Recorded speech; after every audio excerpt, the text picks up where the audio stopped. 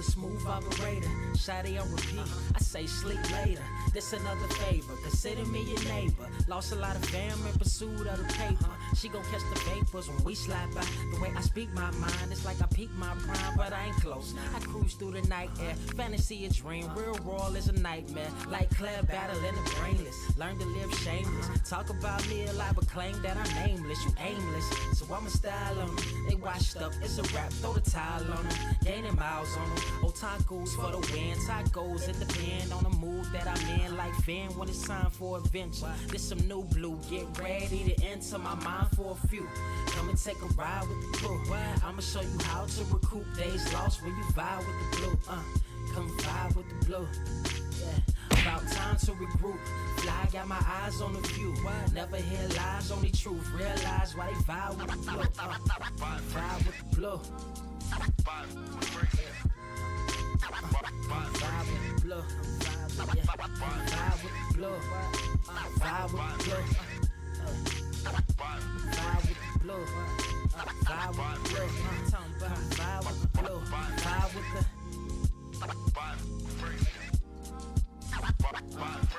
vibe with the sky. Wait, you know the rest. I'm blessed. I see you frontin' like you ain't impressed, but I still get requests. I'm playing Zelda on the GameCube. I quit spamming my music. Don't ever try forcing the links. That's a high rule. The wind waker, Mother Nature on my side too, controlling the elements. Go and check my avatar. I'm arrows ahead. Get the point. Moving forward, the battle scars accumulated over time are reminders of what I went through as a mind. Never made me a grinder.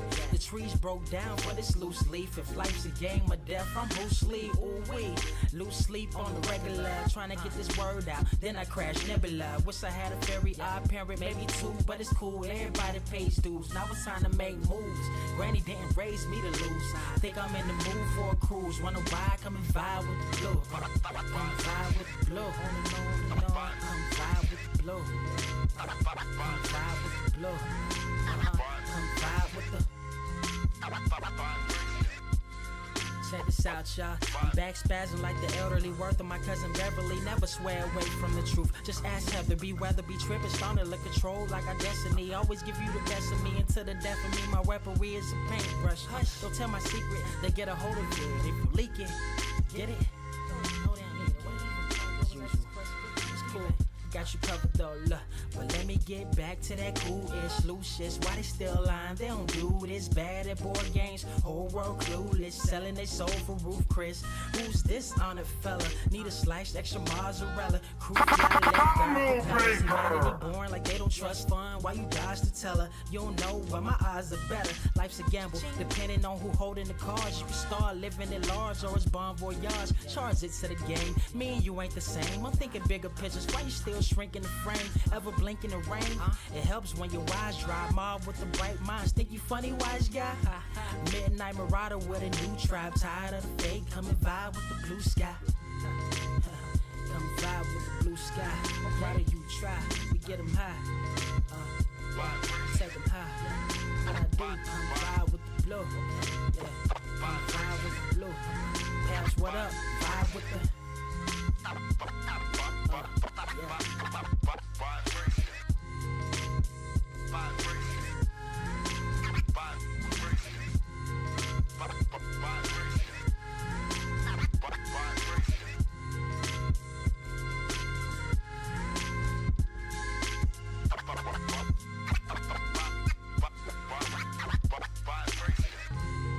Motherfucker, are you out of your damn mind?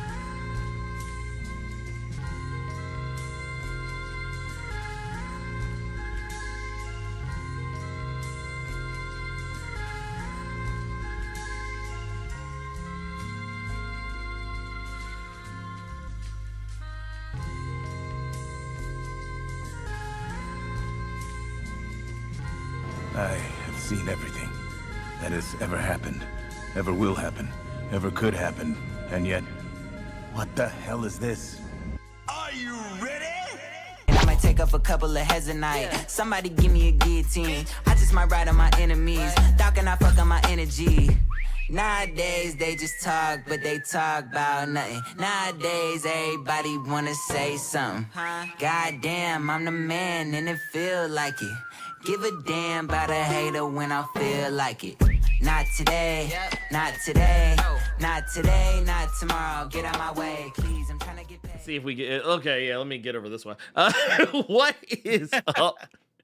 What is up, Earth's mightiest subscribers? It is your boy Ernie, the Blerd Without Fear. Got the homie Robo of Left Face TV. Welcome to episode 77 of the Nerds of Culture podcast. We are the woke New York undercover of YouTube with a dash of Sasson. With a dash of Sasson. Yeah, see, we got the whole thing. That's the whole thing. Homemade too, no Goya. Yeah, no, this is homemade. This is the real shit. You didn't buy this out the wherever you buy Sasson in a grocery store. It's actually sad because, you know, especially for Caribbean Latinos like Dominicans, Puerto Ricans, Cubans, Goya's huge. Like Goya is like Nike. It's like Kellogg's cornflakes. Goya. It's everybody, everywhere. And then in 2016, the CEO came out and was talking about how much he likes Trump. And it wasn't like, you know, people say like everybody, yeah, probably all them CEOs. Okay, I get it. But there's a difference between I don't like gay people and Chick-fil-A. Right? There's a difference. Like you're either you're gonna make it your brand. Goya goes out and says, I'm like, you know what? I'm about that body of life now. So, none of these guys are wearing eyeshadow. I'm not making. I saw it before we went live. I saw it again now. What's going on? What's going on? What's the red eyeshadow? What's it mean? Am I missing something? I don't know, man. I need to know because I have no idea. I have no frame of reference. Is Puerto Rico joining Spain next? I don't know. Man. Puerto Rico needs to be its own nation. To go from one Western imperial power to the next, I wouldn't. That wouldn't make me clap. Nah, not at all. Just because they speak Spanish, they still white. They still European. Fuck. Well, I mean, you know, I personally, I was watching a video the other day, and I forget who it was that did it, but I'll have to look it up. But it was a young lady who basically kind of did this little like collaborative project where she was bringing in other people of the diaspora of the Latino and Hispanic I guess persuasion. Yeah. And basically what they were doing was kind of like a primer on like when and when not to use the term Hispanic or Latino or Latine or so on and so forth. Like it was really insightful because like I was telling because it's kind of like how and I've always looked at it this way, but it's the way that your beats a lot of people's asses. Like the the difference between your as in you are and your as in something that like there and there how it just beats people's asses, like because I even admitted it because the person who originally posted it or rather what was happening was it was someone else I follow who reposted it saying, hey, it's a really good time right now to remind people of this, and the person who originally made the video was like, oh, that's a really good idea, and so they came in and kind of so it started the whole thing again. But like when I was sitting there I was like, you know what, I said I'm man enough to admit that for almost my entire life the difference between Latino and Hispanic was beating my ass. Like on the regular, like I'm talking like for most it's like it's the same word. It's the same. Hey, you know what? Don't even feel bad because you got Latinos, Hispanics, who still call themselves Spanish and don't know the difference between Latino and Spanish. Oh no. So I'm gonna throw you one better. There was someone that replied to my response to it, basically like admitting that I like literally used to use them interchangeably, not realizing there was supposed to be a difference. And she was like, she was like, what kills me is people in New York calling themselves Spanish, or calling any Latinos or Hispanics they meet calling them Spanish as opposed to calling them Latino or Hispanic or Latine or anything like that. I'm gonna say this, and if it's problematic, oh well. But we can't say in the same breath that the country we live in is a white supremacist country that marginalizes people, black and brown people, right? And what is one way that they marginalize us? By our school system, by our education system. Yes. Oh, yeah. So when I come across ignorant ass black and brown people, people want to like try to read it and to like, listen, I'm not a white dude saying this. I'm saying this as a Puerto Rican dude. Some of us are ignorant as fuck, and it's because of that broken education system. So we can't like, oh, that's racist. You can't. Bitch, we live in a racist nation. Our education system was broke. That's why, as a community, we have to work so hard to educate people, because it's sure shit not going to happen in the school. You know what I mean? Not in the broken ass education system. So look, the fact that you got Puerto Ricans saying they're not black and Dominicans saying they're not they're Spanish, whatever. It's just. Well, just need education. Yeah, it's funny you bring that up, because I actually had this conversation the other day because someone tried to push back on someone else's reply, because basically the topic has come up about black people having issues with black immigrants, like whether they come from Haiti or come from Africa or any other like black nation where you're predominantly and this black is coming people from like a black American, like because it was the whole like and they call them tethers. Yes, they call them. Which okay, let me just go ahead and just shut this shit down right now. Xenophobic bigotry bullshit. That's what it is, and it's all based off white supremacist talking points. 100%. And that was so yeah, that's what it was. It was the Conscious Lee. Like it was him. He was talking about it because he was basically like roasting foundational black Americans for having that attitude. Because he was basically like, dude, he's like, y'all are literally just repeating white supremacist talking points. That's it. And they're like, no, we're not. We're not. Man, I think for myself. I don't repeat nothing I hear. I was like, dude, you are. I was like, it's literally. Sure. Right. That's basically what it was. I was just like, look, first of all, let's be real. Nobody, not one person has an original thought. No. We are a social species. 100%. You know what I'm saying? That's what we are. We are a social species. We learn from each other. So I can't sit here and say that half the shit. If I talk about xenophobia, if I talk about, the education system in the white supremacist nation, I didn't make up none of that shit. I heard it.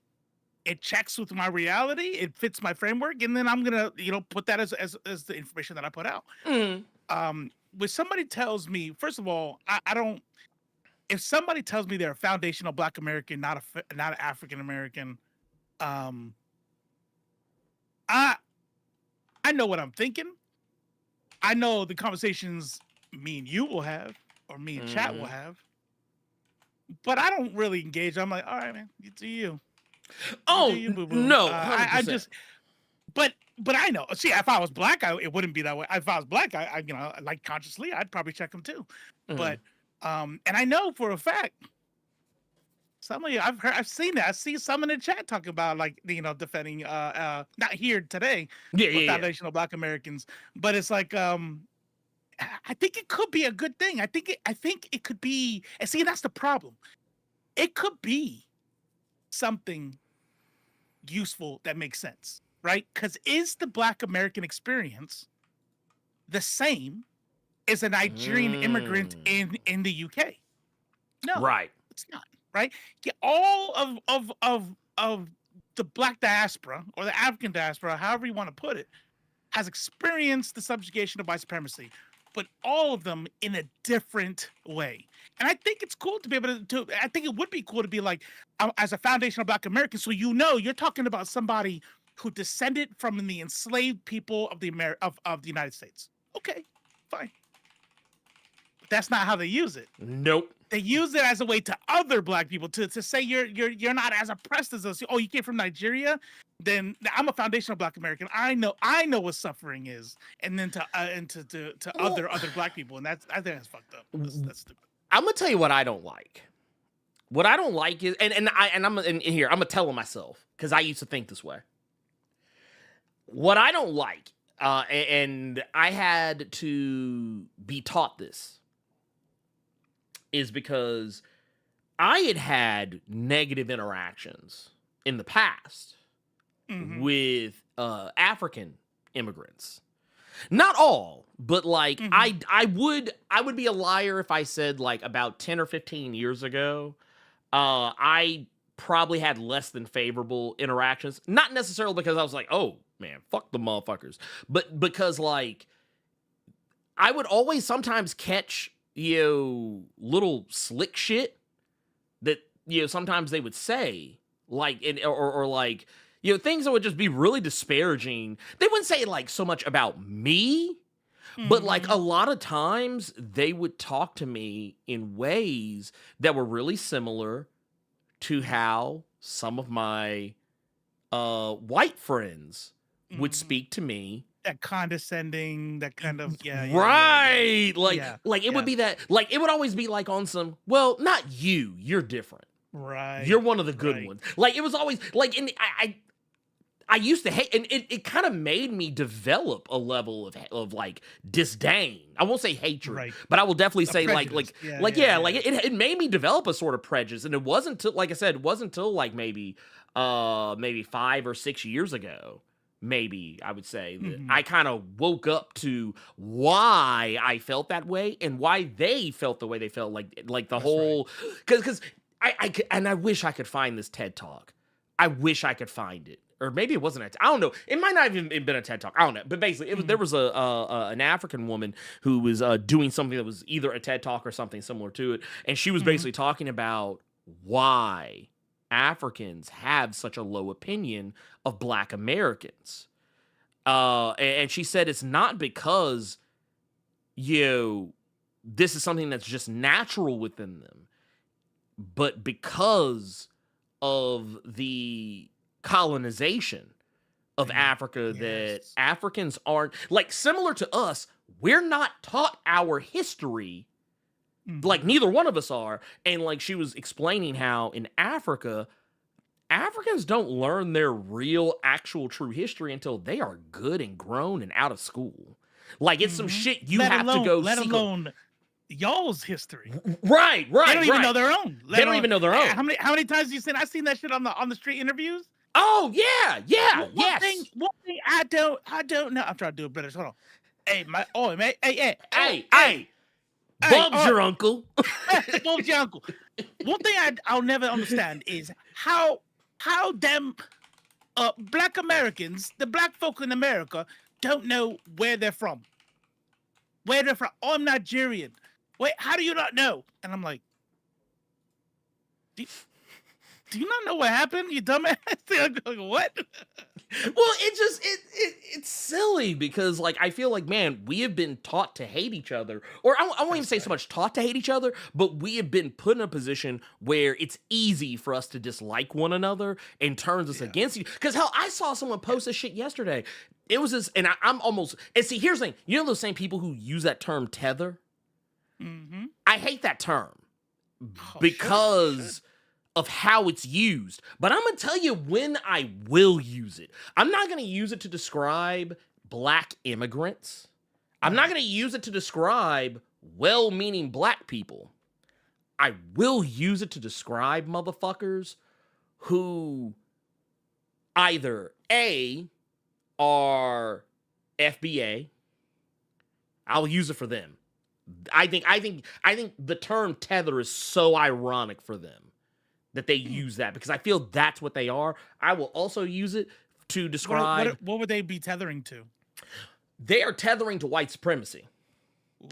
They're tethering to white supremacy. And not only that, but they're also doing it under the guise of pretending that they have any skin in the game to be pro-Black. to be pro-black. You're using pro-black as a phase, as a front, right? When you're not, you're being really pro-American, right? Which is, like you said, that white supremacy bullshit. It's that I'm gonna tell you right now, man. That proximity to whiteness is a motherfucker. That shit will get you killed. That shit will get you killed, and I think more people need to be aware that what they're trying to attach themselves to. But I will also say, I will also use this term for people who pretend to be black online. That whole as a black person, because I've seen it. You talking about that digital blackface shit? Yeah, dude. Because I've seen so many people like Feminista Jones, who I do highly recommend you follow if you have not ever followed on Threads and on YouTube. She was actually talking about some shit. Oh no, she's a real one. She's a real motherfucker. Because she, I tell you who don't like her. Who's that? The 92%. Oh man, bro. If you're in that whole 90%, I'm 90%. Mm-hmm. I'm a do go follow her. Mm-hmm. Get educated. Because she's gonna talk some. Well, but the thing is, someone tried to criticize her. Feminista Jones. She's just a thread account. She's a popular thread. Just go follow her. She's very interesting. Very informative. It's she posted something basically. And I responded to it because I thought it was very informed. She said, "Hey, I'm just trying to see something." She said, black men only. It was basically the tune of what is your relationship with your mother? And then there was this one random account that came in, but it's like, look at you just trying to cause division, da da da da da da, and all this other shit. They're not gonna pick you.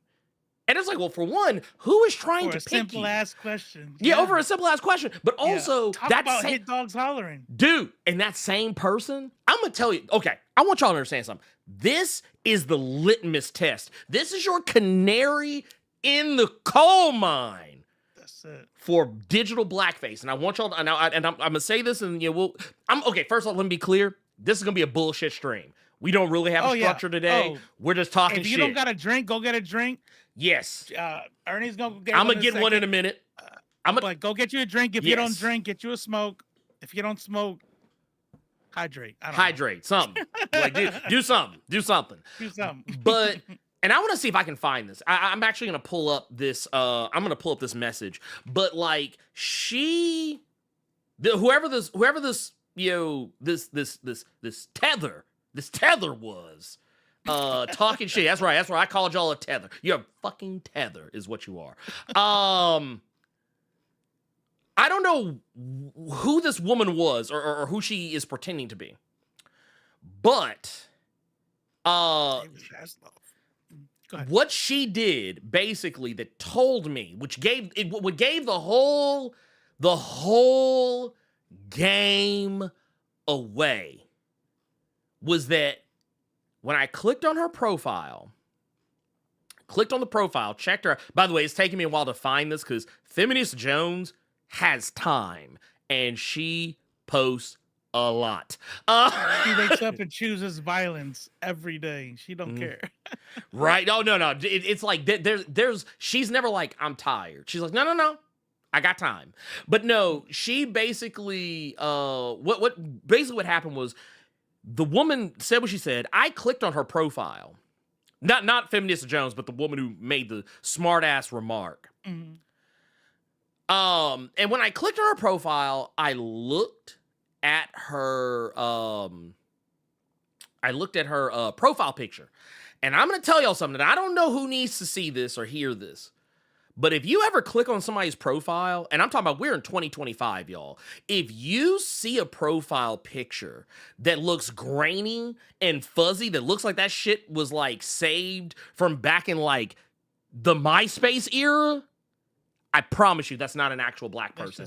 That is a fake account. That is someone who is using oh, here it is. I found that motherfucker. I found him. You can't hide from me. I got time. See, I use that whole time wisely. So check this out. Here it is right here. Here it is right here.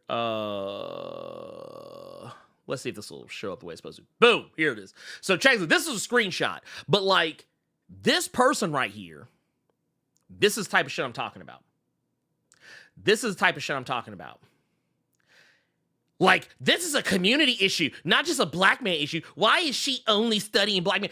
Bitch, she was talking about one thing. She made one post out of 1,000 posts this motherfucker do every day. And she gonna sit up here talking about and fix her face. Why is she only centering black men? Bitch, go on somewhere. Go get you some business. Get you some business. You know what I would do if I had some business? I wouldn't ask some dumbass shit like this. I would not ask some dumb shit like this. Mm-hmm. I did, and it's passive aggressive to make posts specifically for black men. We need to stop the division. Meanwhile, this bitch is trying to cause division. Look, okay. I just look, okay, here's what I'm for doing. nothing too. Yeah, dude. It's like, dude. She doesn't even know what the point is. It's like, dude, who are you? Who are you? 88 Who her the name. fuck? Good catch. Good catch. She could be born in 88, but look, dude. I feel bad for anybody born in 88. I'm just look Look at this shit. Look at it. I'm gonna get a. You're gonna get a side eye. You're gonna get a side eye. Look at this shit right here. That's fake. That's fake. Look at this profile. Look, okay, this profile picture. I know y'all probably can't see it. That shit. That's what I like to do. Here, wait, here we go. Well, first off, 18 followers. A godly woman trying to survive this. Okay, you told on yourself right there. But now look at look at the grain. This is not a recent picture, y'all. We are on a new social media platform, and this is not a new picture. This is a picture that was taken off Google image search. Mm-hmm. I promise you. I promise you. Now, I want to go through the feed just a little bit, just because I just want, look at the feed. Just look at the feed. Look at the feed. Look at this feed. Look at this feed right here. Like, this is, I'm almost positive this is all fake. This is all fake. Because what they will do is they'll post a little something to make it seem like, you know, make it seem like they're pro-black, but really, you look at some of the shit and like I can see how you might be fooled. You'd be like, no. She's one of us. She's one of us. No, she ain't. She ain't like us. She's not like us. All she does is. Is that her that's supposed to be her? I think she's trying. I think she's trying to claim, but I don't think these videos, they're so few and far between. I got questions. But like, look at this shit. Like, this type of dumbass shit. Like, this is an account that literally sexually disciplined. Discipline? What the fuck's that even mean? It don't mean shit. It don't mean shit. It don't mean shit. And what she does is she goes on everybody else's shit. Because here, let me keep it a buck with you. If you go on any, are black people the only people who have kids out of wedlock? Yeah, supposedly. I guess so, huh? But here's something I want to make sure we're clear on. Because this is somebody who's new. Now, I mean, it could be very possible this is a person who just literally got on social media. But I'm going to be real with y'all. I don't think that's the case. Because if you go to the gram, look at the gram, 3 posts ever. And you know what people who have fake accounts do? They take videos from someone else and they just keep reposting them hoes.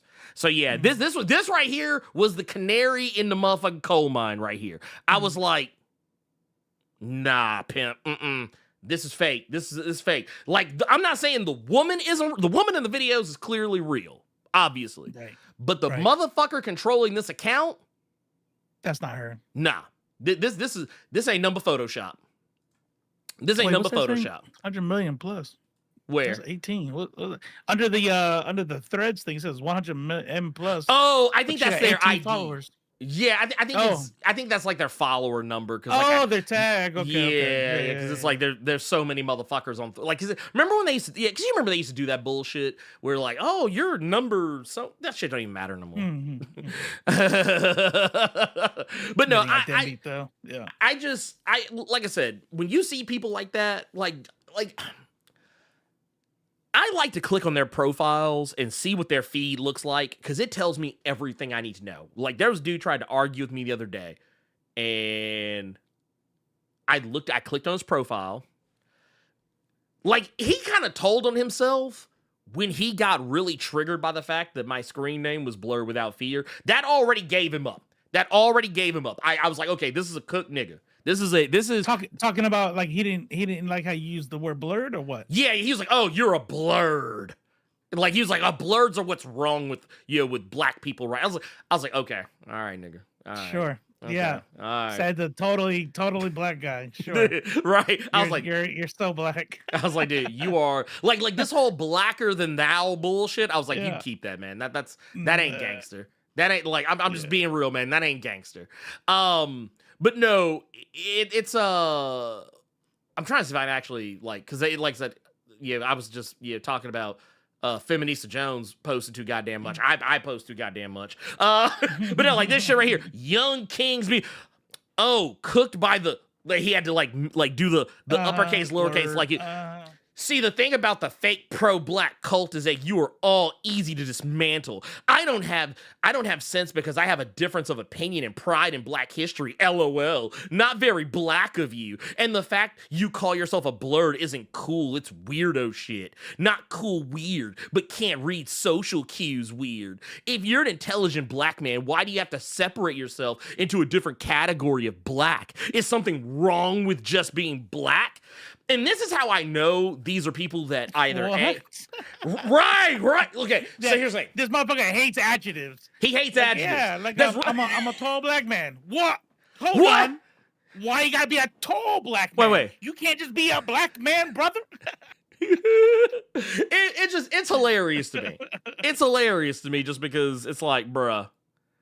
Like it's like, what are you doing, man? Like, what do you like? Did adjectives? Like, I know pronouns are fucking people up now, but I didn't know adjectives were like busting people's heads too. God damn! If you are using descriptors to describe yourself, you hate yourself. And it's like you can't be a black nerd. You can't be black anything except a black man. That's it. If you're black anything else, you hate yourself. It's like, bruh, stop. It's like, bruh, stop. Why? Did I catch you trying to be shit? It's like, ain't this about a bitch? I mean, it's wild to me. I'll never understand these people. And at the end of the day, these are sick Negroes. These are sick Negroes. If they even are Negroes to begin with, they might not even be Negroes. Yeah. Which that's just wild to me. It's like, okay, all right. Okay. But yeah, I feel sorry for them. What is saying to get something along the lines of how 30,000 or AM? What's the AM? I don't know that one. But I know what he means. But something else though. Mm-hmm. Like vision and data. Yeah. You know, what is that called? Hold on. It's not called artificial intelligence. It's called simulated human intelligence, or something like that. Yeah, like, it's like when you don't need programming, when you could actually like you exist on your own. Yeah, that's all theoretical. But let me tell you something. I think we're gonna see it in our lifetime. I think we're gonna see that next level in our life. People are gonna flip out. Well, it just. You have to be one of the most uneducated, most just lacking in self-awareness motherfuckers on earth to see the word blurred and get triggered thinking that, why do you have to be a different category of black? It's like, it's not a different, okay, blurred is not a different category of black. It's just an amalgamation of the word black and nerd. Like, it's not even that. Like, I was like, dude, you are putting way more thought into my name than I did. Like, I was like, that's why, and whenever people, because, and when he said what he said, I was like, oh, I know exactly who you are now. I was like, you are one of those Young Ripper motherfuckers. Because Young Ripper does the same shit. Because I remember when I cooked his shit over his dumbass take about Captain America, that was his response. He was like, a blurred. It's like, nigga, you a blurred. supposedly. Yeah. So Just because here's you the don't thing, they call want you to yourself think- that. They don't want you to think that they're rejecting the blurred part of it. Yeah. They're rejecting The the black. black part of it. Yeah. No, that's 100% what it is. You know what I'm saying? Like this dude, yeah. Whenever I hear stuff like that, I'm like, man, talk about telling on yourself, bro. Like, bro. You know, it's like when you make being black your whole personality. It's like, because I am black. Yeah. Yeah, that's a part of my personality.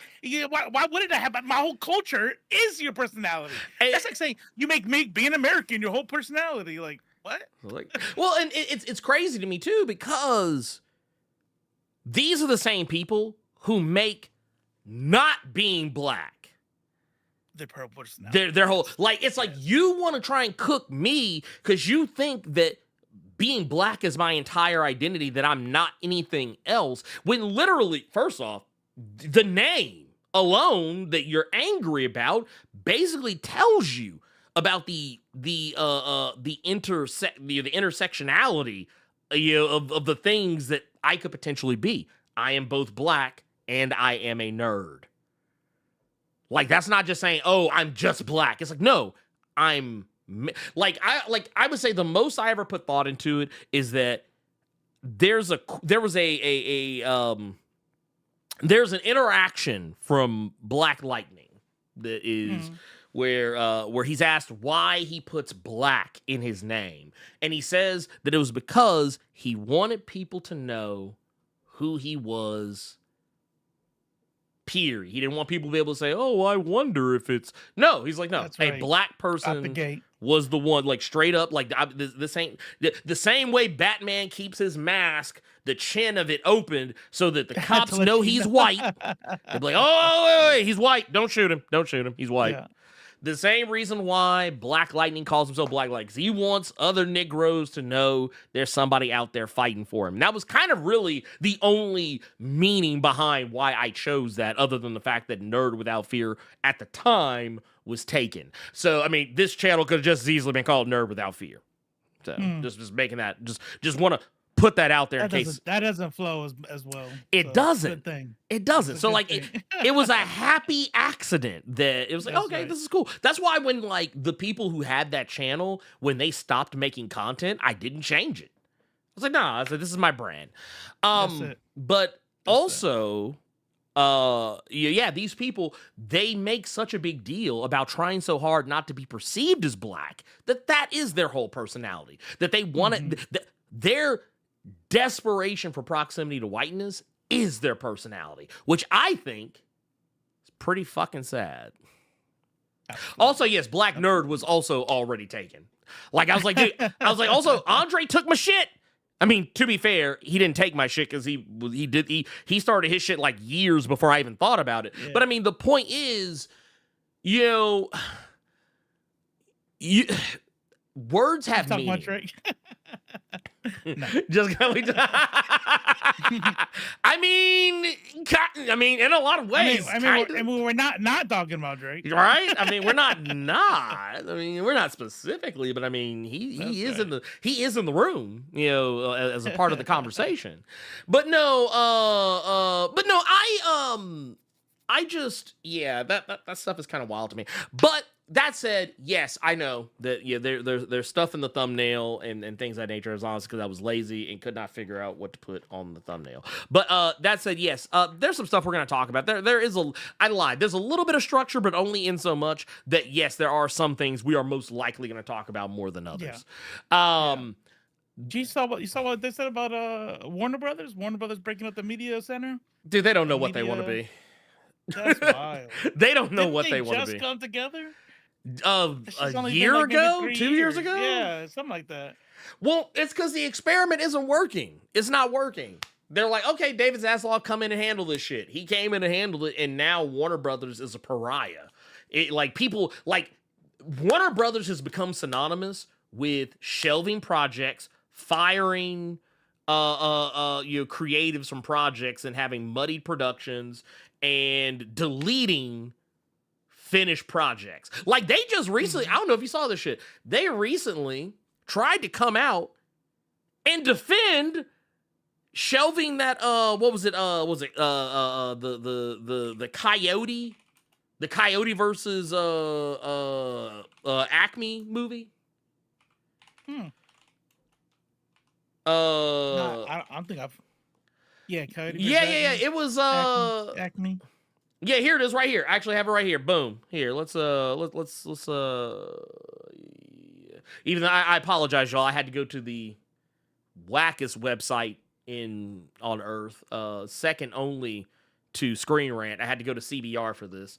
But no, Warner Brothers team defends the shelving of Coyote versus Acme. Says, yeah, because I don't know how much you know about this, Robo. But so this got lost in the in the sauce because of Batgirl. Batgirl was a higher profile project. So when it got sent to the Shadow Realm, it made international news. People are still talking about that shit. But what got lost in the shuffle is that there were a couple of Looney Tunes projects. One of them actually came out, but there was another one, this one, that was going to be shelved and deleted. But another production company came in and bought the rights to it so that way it could still be released.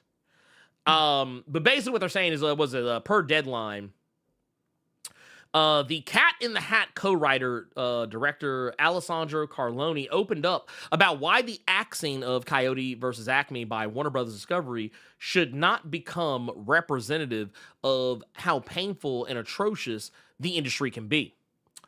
And basically they went on to say that it's that kind of industry. You have to go with the frustration. We are lucky to do art in our profession, but we can't lock ourselves in a basement and paint a painting. We get to do things that are huge and expensive, and it is a business.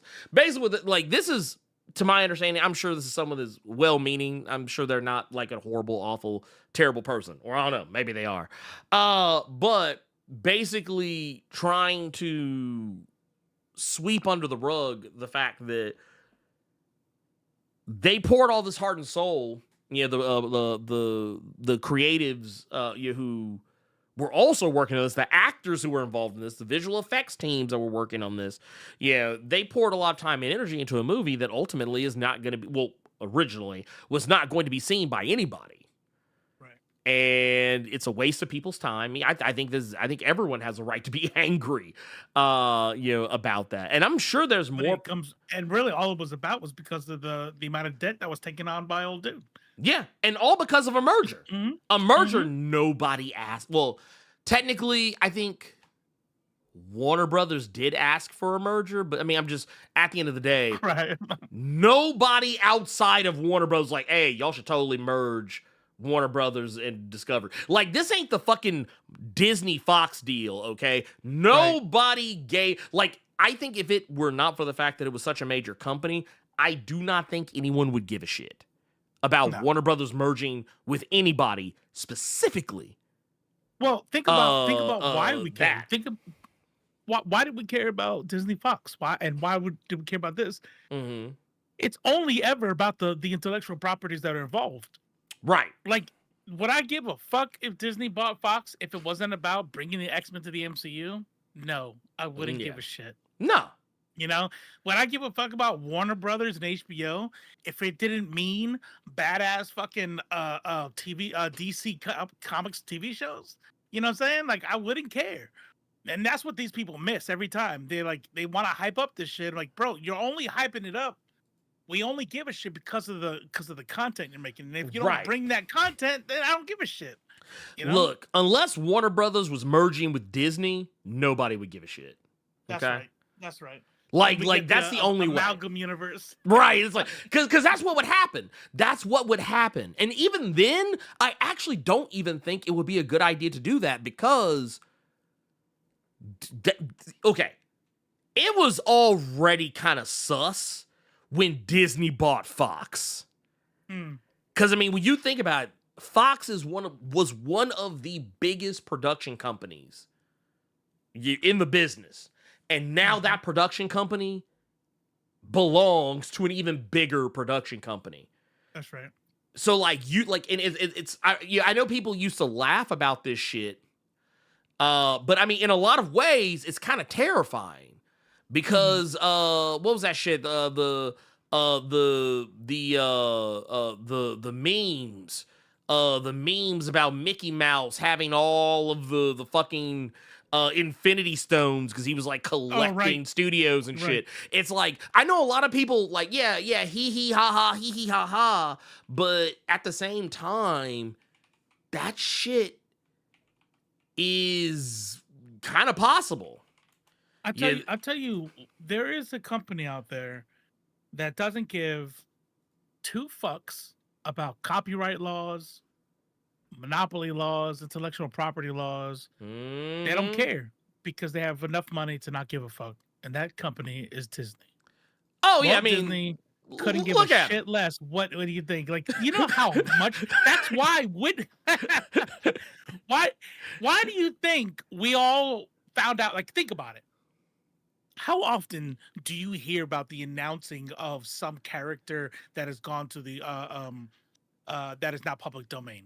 You know what I mean? Like, how long has Popeye been public domain? Nobody gives a fuck. No. You know what I mean? Nobody cares.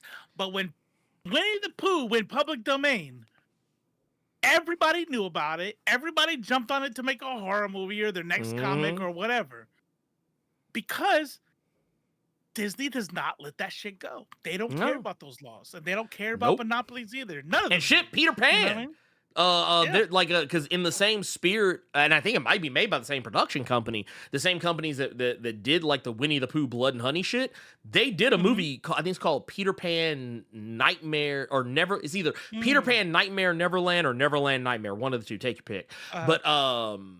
But yeah, like, and even like with Popeye, like once people, like, it was kind of funny. People, like, Popeye had been in public domain for like 5 ever, and it wasn't until like, I think a year ago, people actually realized it. And now, like, it's like, oh shit, we're gonna make like, we got 5 Popeye movies that came up out of nowhere.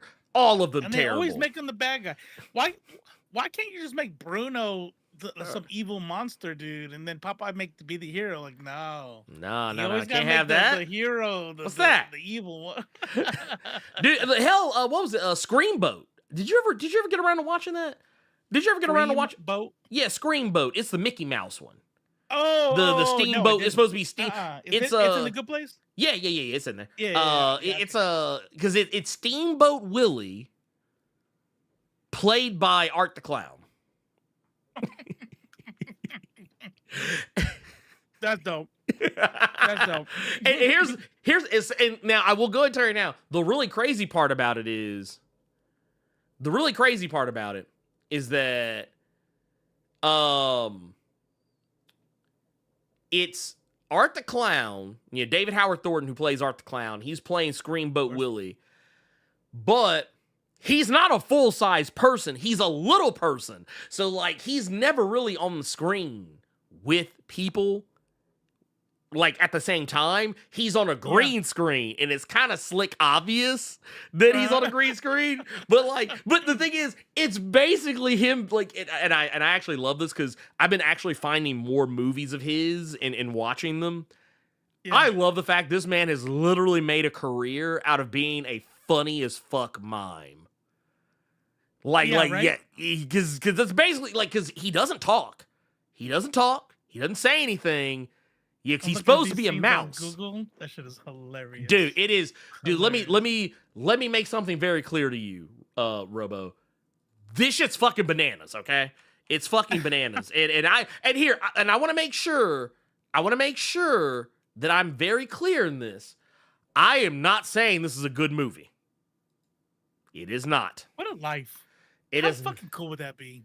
To be like, yeah, I'm for a living, what do I do? Oh, I watch B-flick. I mean, I act in B-flick horror movies. You know? Yeah. Like, dude, look at this shit. Look at this shit. Look at this shit. That's some Zack Snyder DC level CGI right there. That's what that is. Dude, it really is. I was like, goddamn. But and what also is funny is that various people who have been in Terrifier movies are also in Screamboat. So it's even more hilarious that it's happening. And it's like I said, it's a silly movie. It does not take itself seriously in any way, shape, form, or fashion. But I do recommend watching it at least once just to kind of, I guess for the vibes. For the vibes. That's what you're gonna do it for the vibes. That said, I do want to hit the super chat real quick. Stomp 10 with the $4.99 says, "What up, Blerds? How would y'all react if Kevin Hart was cast as the new Wolverine?" I'm not gonna lie, I would cancel the MCU. I would cancel the MCU. Because here's the thing. Here's the thing. It ain't because it's Kevin Hart. It's because I don't trust the people who are in charge to actually want to make a good character. Because I'm going to tell you what's going to happen. There's a little movie I want to remind y'all of. There's a little movie I want to remind you of. And I think Robo knows exactly what fucking movie I'm talking about. Star-studded. Absolutely star-studded movie. And they screwed the pooch. They screwed the pooch. Yep. Borderlands. Yep. This is why. This is why I say no. When y'all sit here and try and tell me, yeah, like look, because here's the thing: looks aren't everything. Looks are not everything. Because here's the thing: I'm sorry if you really wanted to sit here and try to convince me that this was an okay thing to do, no. It is far and away. It is far and away from an okay thing to do. Because the older I get, the more I realize how important writing is. Oh, very. I'm telling you.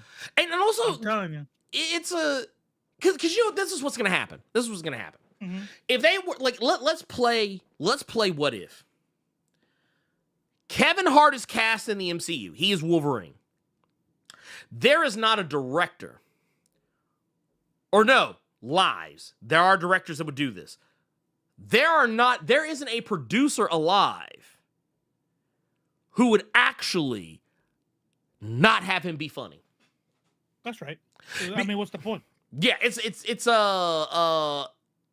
I want to make it clear, for just in case there's people who are unfamiliar, the Borderlands movie based on the hit video game series Borderlands, Kevin Hart was cast to play a character who in the game is not funny. Like, does Roland say funny shit from time to time? Sure. But it's the ironically, bug. not because he's trying to be funny. Right. Because the writers are writing something funny. Right. Like, he's not a humorous character.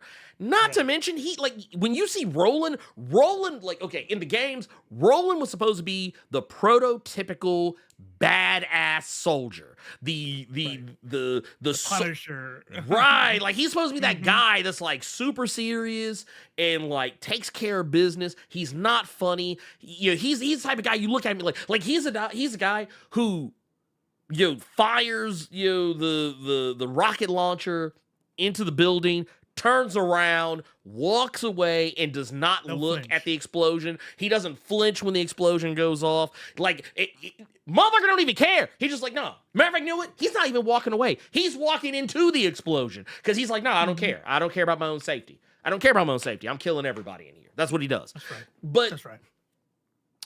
They hired Kevin Hart, and you know what they did? Made him funny. They said, no, we got Kevin Hart, baby. We got Kevin Hart. He got to tell some jokes. Kevin Hart said, I don't really know that game. Do you have what kind of character I'm playing? Look, man, I need you to do what you do in every movie. Be you. That's what people want. They want you, Kevin Hart, as himself. As whatever character, Look, SEAL unit, don't give these motherfuckers any ideas. Don't give these motherfuckers any ideas. Cat Williams. See, here's the thing, and see, you jest, but see, I don't want to put this kind of information out to the world because somebody will see this shit and they will try to do it. They'll be like, no, we'll do it for the memes. We'll do it for the memes. And it's like, no. Don't do that shit for the memes. Stop it. Stop it. Oh, that's what they did with Krasinski. And they saw all the memes about Jim from The Office on Mr. Fantastic. They said, do it. And it's not even because he can't act. I think he just can't be. He can't be Reed Richards. Yeah, But I liked him in Quiet or whatever that Quiet. Oh, Place The Quiet or whatever Place, it's called. Yeah. Well, I liked him there. the thing is, I would have liked him a lot better in Multiverse of Madness if they didn't have him be a whole ass idiot. Like it was like he had. Because here's the thing. Okay, and I want y'all to understand something. This is how I feel about it. This is why I hate this type of shit. My least favorite thing in Hollywood when it comes to casting, stunt casting. I absolutely, positively What's that? hate. Is that the same thing as fan casting? Kind of. It kind of is, kind of isn't. Here, I hate using this shit because honestly, I tell you what. Here's what we do. We're gonna use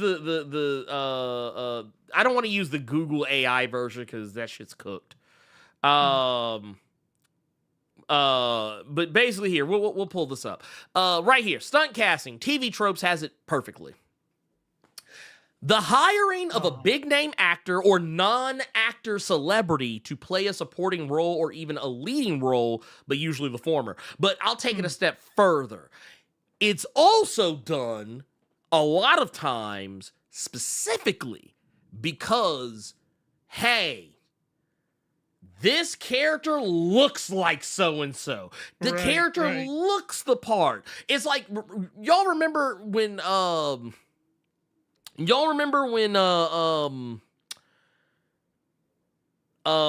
right here. My girl right here.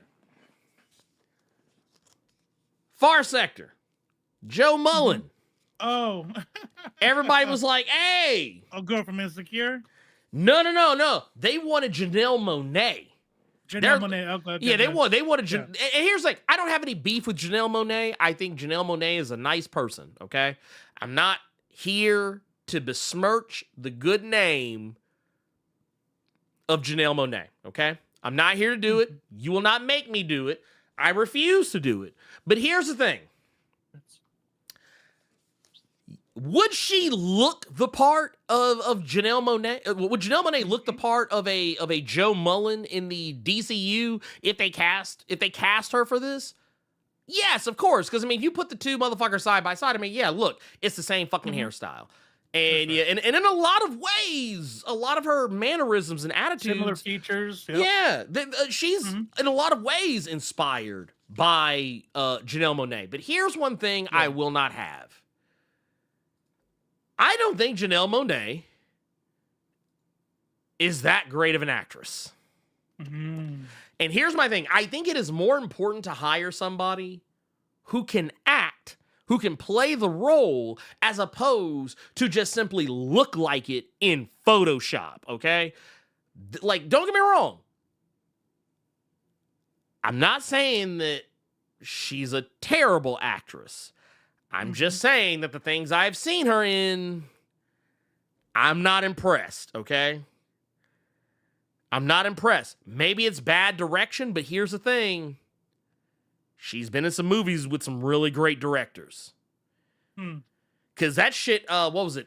Glass, and here's the worst part. Glass Onion, I don't know. Yeah, fuck it. Spoiler alert for Glass Onion. She's acting for two. In that movie. And I didn't particularly like either one of the characters that she played. Onion. Yeah, that was it was the Knives Out sequel. Knives Out. That's why. Yeah. Okay. Yeah, it was the Knives Out sequel. I was like, bruh, stop. But no, And you said she's not a good actor. Nah. I also watched another movie with her, Antebellum. Okay. Yeah. The less said about that one, the better. And I will also go as far as to say, I know a lot of people want to pull Hidden Figures out of their ass, but look. Even in that, I don't think she was the strongest part of that movie. So yeah, that's why I say, man, I don't like stunt casting. If James, and I know James Gunn doesn't particularly care for it either. So I know for a fact that, like, yeah, this probably will not happen. So I think a lot of other people need to give that shit up too. But yeah, I'm just saying, I don't think that, Like, okay, I know some people are probably gonna be like, well, you just brought up Borderlands and all the casting in that movie was bad. Yeah, a lot of it was. Some of it was people who were cast because they looked like the characters, and some were people who didn't even look like the characters. It was like, bro, what is happening? Like, I mean, that's just bad writing. You can't outact bad writing. No. Like, right here, do it. Kate Blanchett. If this movie came out like 15, 20 years ago, I'd have been like, all right, bet. But like, her character is supposed to be, I think technically like late teens, early 20s. Like, she's supposed to be relatively young. And it's like she acts like a kid in the game, yeah. Right. And like by the time you get to this movie, it's like bro, Kate Blanchett cannot pass for being the age that even 20-year-old, 17-year-old, yeah. Right. Like it's not happening. And like now, the whole what's the old girl's name? Was it Ariana Greenblatt? Is that her name? The little young girl? Yeah, that's playing Tiny Tina. I was like, okay, yeah, that part was okay, but then like they really just kind of didn't know what the fuck to do with her. Jamie Lee Curtis also I was like, bruh, why? I think this is just a check. You can look at Jamie's eyes and tell this was just a check. And then Kevin Hart is still, you look at his face, he looks like he's still trying to figure out why the fuck he's here. He's like, I don't know why. Look, also, he is visibly shorter than almost every other actor in this shot. I'm sorry, dude. It just don't work. It just don't work. But that said, you know what? Peacemaker was a bit of a stunt casting that happened to work out. See, but we weren't there behind the scenes, though. You know what I mean? Like, we don't know if he would have been casted if he sucked at that role also. Well, okay, I don't like to think of John Cena as stunt casting because he can actually act. That's what I mean. Yeah, he can actually act. It would be stunt casting if he showed up, sucked at his role. I don't care. You look like him. Right. But if he showed up and killed it, which clearly he did, because we saw him act it out. Right. That's different. Like, it's I don't know. That part I'm not really. Because also, I also remember leg augmentation. Get the fuck out of here! Oh my god! But who could play Magic? I mean, honestly, just get the motherfucker who played her last time. Just put her in a better movie. Yeah, and I like her. I like her as an actor anyway. Yeah. Fucking Anya Taylor-Joy killed it as Magic. Like, she was like the Witch? Huh? She killed it in Witch. She killed it in Oh, yeah. Was a Furiosa. She had a Furiosa. Yeah. Man, so good. Yeah. Queen's Gambit. The TV series. The TV series I wanted you to watch. Wait, which one with the Peaky Blinders. Oh, is she on Peaky that? Blinders. Yeah, she must be in the later seasons. She is. Yeah. Okay. Then it makes sense. She's the girlfriend of one of the brothers. Okay, yeah. That role, because I watched. See, I watched the first. I think I watched the first 3 seasons, maybe. And I need to go back to it. I think Sydney Sweeney would actually be a better Magic. Sydney Sweeney would actually.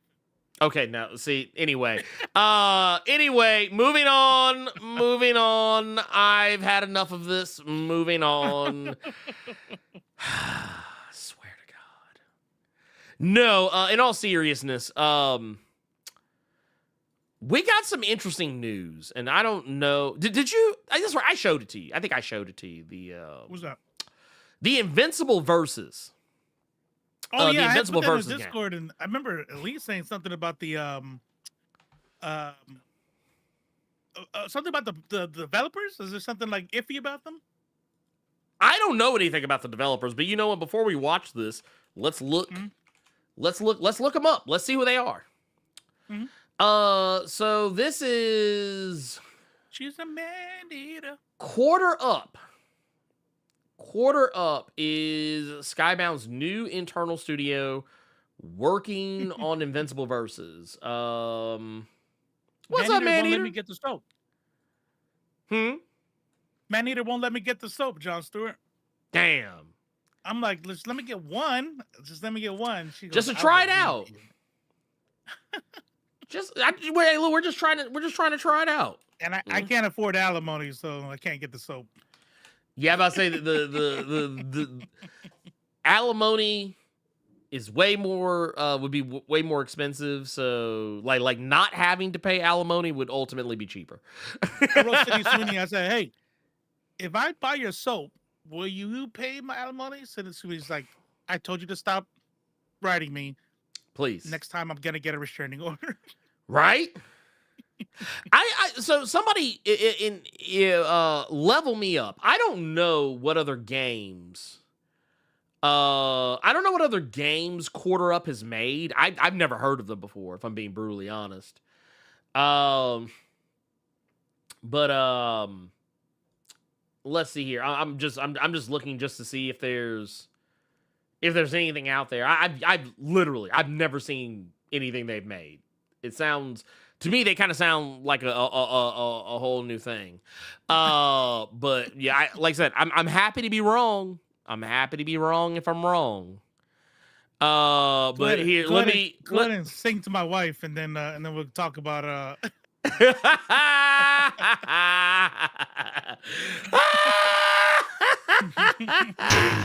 Yeah, I'm gonna just preemptively play this. But Manier says y'all buy your tickets to Fantastic Four. Okay, hold up. You're lucky you even get my bath water, even as my husband. Hi, Blerd. we put her bath water in a soap, and I'm addicted. I'm addicted. I mean, yeah. I didn't know which direction to take that joke. I'm like, if I say something negative, she's gonna come through that door, and it's gonna be over. Oh and I'm man. like, hey guys, I gotta go. It's like I'll be back. I'm not allowed to play outside anymore. I was told I had to come in. Cyber knows. I'm like, well, how's the joking end? What are you gonna say? This was jokes, baby. This was jokes. Yeah. See, she bought the Pedro Pascal soap, and it wasn't his bath water. No, I'm just saying. But I can't get Sydney's. It's not fair. Look, feminism has ruined this world. You know what it is? It's see. Here's how you get the bath. Here's how you get the bath soap. See, so the Sydney Sweeney stuff. I'm gonna tell you how it works. That's just like LaCroix. For those of you know what LaCroix is, they didn't actually put her bath water in it. They put the soap. That's it right. was in the same bathroom. Yeah. Like not even in the bathroom. It was in the same house with the bathroom where the bathwater was. Took a picture. They took a picture of her bathwater, mailed it to the factory that made the soap, and they showed the water. Right. Said, hey. That's it. There you go. That's how it happened. But no, thank you, Maneater, for that. I gotta get a sip of water because I'm a little parched.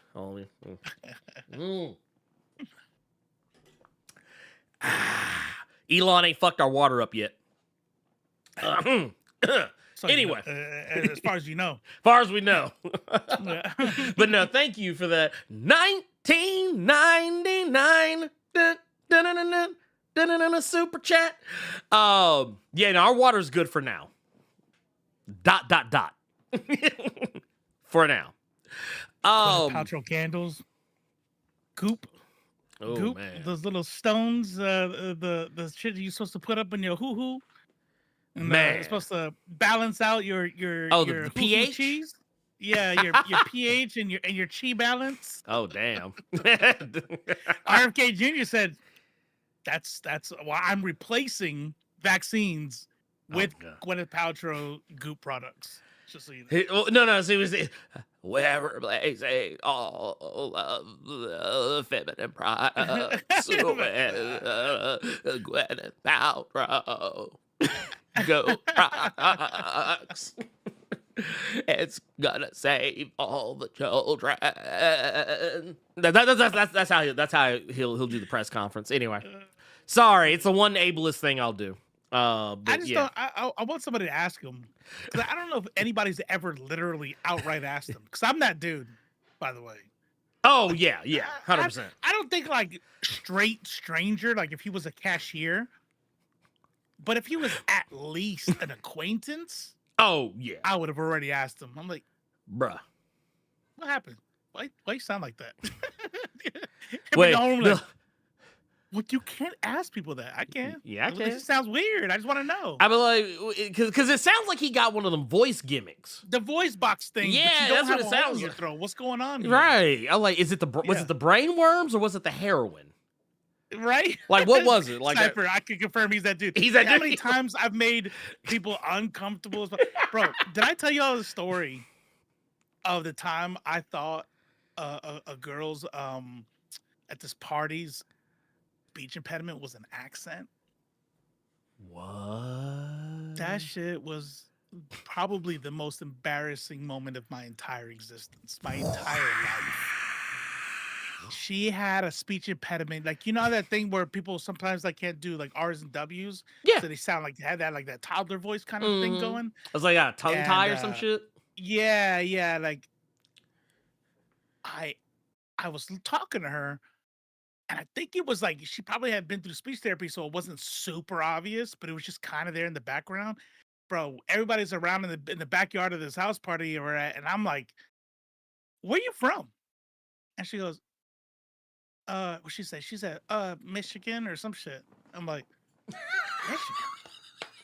Yeah, that accent's not from Michigan. You fucking with me. And everybody like stops. My buddy stares at his drink and he gets his eyes get big. Somebody like pinches me in the back. I'm like, what? Why are you pinching? I'm all loud. And then it clicked. I was just like, anyways, I changed the subject. And later on, I said I was sorry, but you know when you like say I'm sorry and you make it worse. Like she's like, I really wish you could just not apologize. It's like he was sober. yeah, dead ass sober. Sober as a pope. Dead ass sober. I hadn't even started drinking yet. I'm like, hey, what's going on? You know, because I'm like, I ain't scared of nothing. You know what I mean? That's an icebreaker. I'm going to figure out what country this girl's from. No. It was a speech impediment. That was embarrassing. Damn. So, I would definitely ask RFK Jr. what the fuck's going on with your voice. I need to know. Oh, no, because I don't give a fuck about that dude. Like, I'm sorry. Look, I'm not, I know that, I know a lot of times I often say that people being pieces of shit is no excuse to stoop to their level of problematicness, but there are few people who I make exception for. No shit. There's a few people. Okay. I feel you. Oh, shit. I didn't know that. Wait, is that for real? That's crazy. That is wild. See, we can make fun of that because, I mean, like, how many people does that happen to? I mean, nobody we know. So shit, I did not know that. You know what? I think he should stop taking those injections then. Yeah. I think he should. Autism. I don't think those injections are safe. Botox injections into your voice box so you can talk causes autism. So. Just saying. Well, no, because here's the thing. It's got to be something familial. That's why he's doing it. Because his sister sounds the exact same way. Because I remember there was at some point she came out and said something, and she had the same thing. I was like, dude, that's something got to be going on.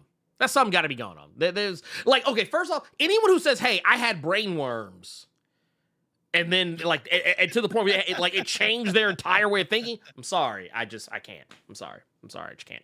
But that said, so you're saying somebody like that would it make him in charge of like all medical shit in the United States? Fuck no.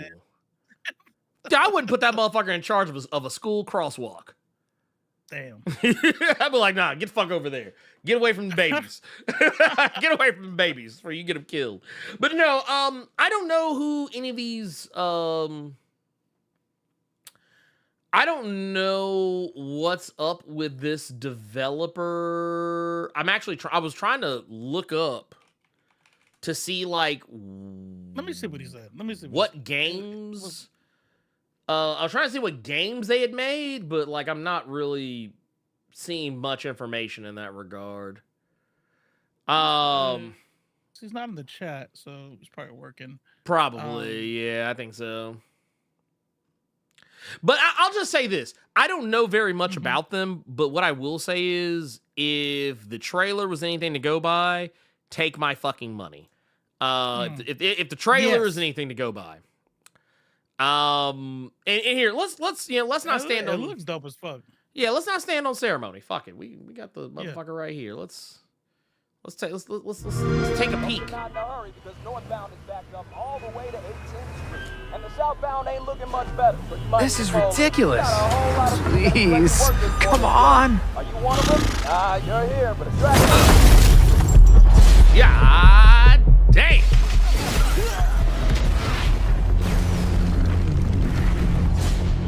Jesus. Had enough yet? No, Dad, not even close. Bruh. I like that dude in the right. Oh, Real men have- yeah. Real men have bellies. Yeah. He's like, man, got a little pouch.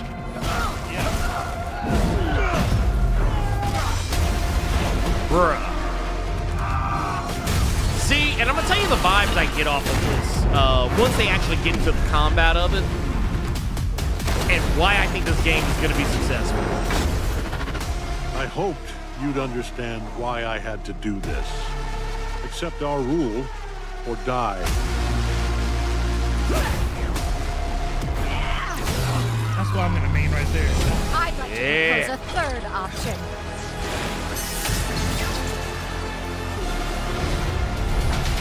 I'm not your son anymore. I'm the guy who's going to throw you off this planet for good.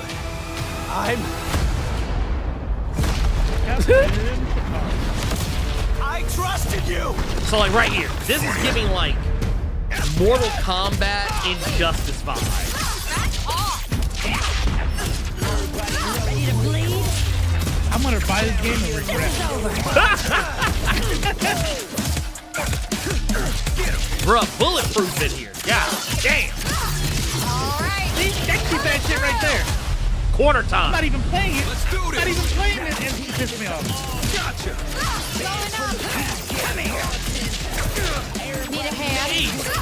Might want to look up. So that's big Scorpion over here. Yeah. Like this. It's an army.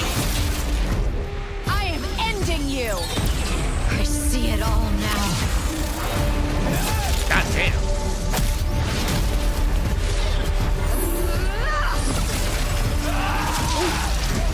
God damn. God damn. Oh. Did it say Xbox Game Pass? It did Yes. Yeah. I Did well, it? it's I think it. I'm almost here. Let's go back to it. Here. Let's see. Did it? No, I didn't. Well, here. Let's. That's the thing. That's the thing about There it is. So Xbox yeah, Cloud. Does that count? PC? I think so. I think it probably will be Game Pass. Yeah. I think it will be Game Pass. Which I mean, if that's the case, I'm here for it. Let's go. Who's that fire? That fire dude? The dynamite guy? In the yellow suit, right? He like he controls fire or whatever. We're talking about on Invincible. Yeah. The He's like one of the main characters. Rexplode. Yeah, Rexplode. Yeah. The idea. This is what gets me about these kind of fighting games. You know, like when I gotta play Mortal Kombat Injustice and watch Superman get beat up by the Joker. Oh yeah, 100%.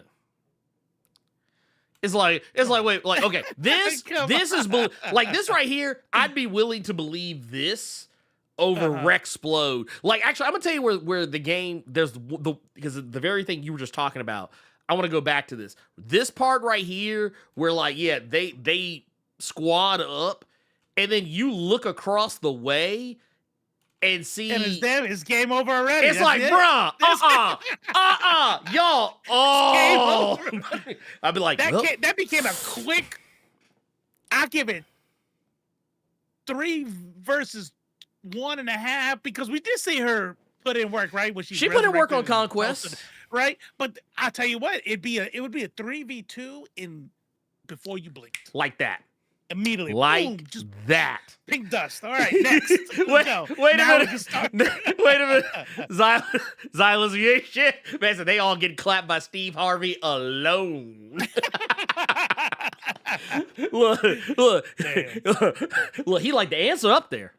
He like the answer up there, goddammit. But no, that is one thing that kind of takes me out of it. And that's also why I sometimes don't like certain superhero fighting games because sometimes it's easy for my immersion to get broken when the power dynamic is so radically different. Like, it would be one thing, like, okay, you know what it is? And this is why I think games like this are difficult to pull off.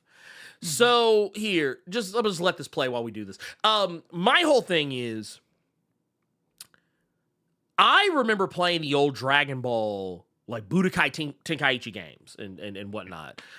And that was something that was real because there were certain characters that, I mean, it's not to say you couldn't beat a Super Saiyan, a Super Saiyan 3 Vegeta with Yamcha, but it would be really hard to do so. And I kind of feel like when games do it like that, you're creating a certain type of game that some people are not going to be able to play because they're going to want to play with their favorites. But what if their favorites aren't main characters? They're not like it would be like if they made if they made a My Hero Academia fighting game. One of my favorite characters is Froppy. Froppy can't hang with all the motherfuckers on is that the frog chick? Yeah, the frog chick. Like, she can't just hang with everybody.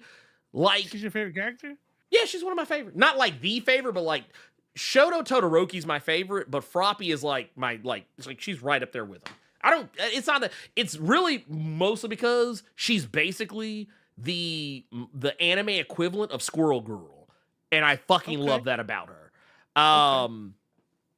But and like I she shouldn't be as good as she is, and she still comes. But out she's still good. Yeah, she's still good, and also she knows her role. She knows her role. She knows her place in the hierarchy, and she doesn't really ever try to step out of that.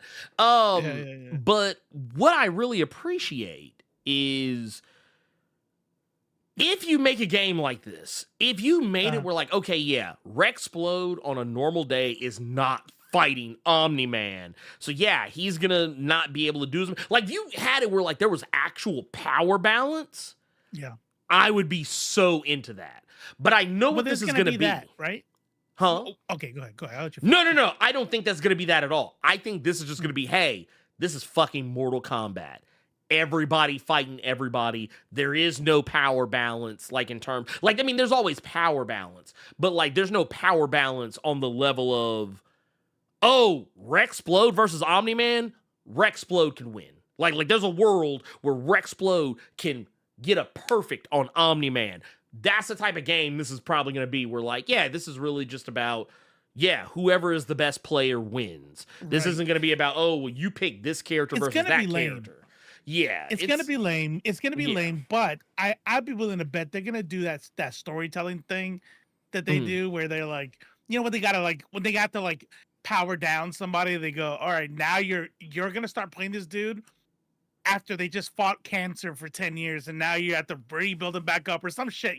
Right. There's gonna be some event that powers up some people and depowers other people, and they're gonna explain it. If they don't have an in-world explanation, it's gonna be like, all right, I just gotta play the game because this is silliness. Well, I mean, the way I look at it, was this Homura Kemi versus Venom? I have not watched the anime that she is from, but I'm gonna assume she's a magical girl, just based on the name. But I'm gonna assume she's a magical girl, because that sounds like a magical girl ass name. Yep, fucking magical girl. I knew it. Yeah. I knew it. She's magical girl. But no, I feel like this is, I mean, it looks like Mortal Kombat, like in terms of how it plays. It's got that kind of dial-a-button combo feel, because that's basically how Mortal Kombat's been doing for like 5 ever. And Dial-a-button? Like, did you ever play Mortal Kombat 3? Yeah. Mortal Kombat 1, 2, 3. Probably the 3 is probably the last time I played fighting games, actually. 3 was the first game that actually had combos. And basically the way it worked is like, because you're playing on joystick, if you're in the arcade, it was basically like there were just certain buttons. There were hard set button combinations. Like, okay, you hit this button, that button, this button, go back to that button, like that. And they used to call it dial-a button because it was like the way you would like, type it in is like it was almost like you were typing in numbers on a phone. Okay. That's not what it really is anymore, but like it's still, even though Mortal Kombat doesn't exactly do that anymore, the rhythm of your combos is very similar to the way Mortal Kombat used to be. With Do they still dial-a do that button. thing where they're like, like half circle forward and X, and then that'll be a power, half circle back and another thing. So we're still doing all that kind of combo. Right. You still have special yeah, moves. okay. Yeah, you still have special moves. And kind of similar to Mortal Kombat, you literally have a story where gods are fighting regular people and demons and smoke monsters and soldiers versus super ninjas and cyber ninjas and ancient deities. And yet somehow regular people can fucking win. It's one of those types of things where it's like, that's why I'm like, yeah, this is basically just Mortal Kombat. It's like, you just turn your brain off, like, fuck it. Just go with that shit. Like the fact that like, I remember when someone tried to explain to me like how the story of Mortal Kombat works so that like the characters can go through the shit they go through without dying. Like basically like, oh, it's the mysticism and the energy, they have the other thing where it just automatically heals them. Get the fuck out of here with that shit. That's stupid. Just say they can't fucking die. Just say that. That makes way more sense. But no, I personally don't have any problem with this game. The only way I'll have a problem with it is if it is bad. It sounds like it's got the same voice cast from the animated series. All the same voices. I heard all the same voices from the show. It seems like it's its own story, though. It doesn't seem like it's following, like, at least if the trailer's anything to go by, it's not following any story from the comics, per se, that I'm aware of. Here's the real question. All I want to know is, when do I get to play Battle Beast? That's all I want to know. I just want to know when I can play Battle Beast. I don't give a fuck about nobody else. When can I play Battle Beast? Record of Ragnarok game? Where's who's old girl with the? No, I think they made one. I thought they made. Did they really? Record of Ragnarok? I'll be at him. I'm almost positive it had a game. Hold on, wait a minute, wait. Spring 2025. There's a mobile gacha game. No, I got you right here, pimp. I got you right here. Bam. Right there. There's that. They're not going to have my favorite character of the whole thing, though. And this is supposed to be 43 fighters. Now, I will say this. There is one bad thing about this. And this is where it is. Yeah, this is where the gacha elements come into play here. But here's the thing. Here's my beef with all this. Anime games I think they're fun, but I do think they can get boring real fast if you don't have people to play with. Right. Because I used to love, I'm not going to sit here and hold you, I used to play the fuck out of those Naruto Shippuden and Ninja Storm games. Bro. Oh, the mobile? No. The ones that were like on PlayStation and Xbox and shit. They were like arena fighters. And that like most anime games tend to be. But because I played them so much, I started to hate the other ones. Because like, oh, this is just Naruto Shippuden and Ninja Storm, whatever the fuck, but with a different anime slapped on it. They're fun if you don't take them seriously and you got like people to regularly play with. But if you ain't got people to play with, man, fuck that. I'm good. I'm super straight on that. That's shit. a lot of games. That's a lot of games out there that are like, look, if this is not something I can play, but if it wasn't for my friends, I wouldn't play this shit at all ever. Oh, 100%. 100%. Let me. Who's the one that has the servants holding up her ladies? Wait, what? That's like what's the one?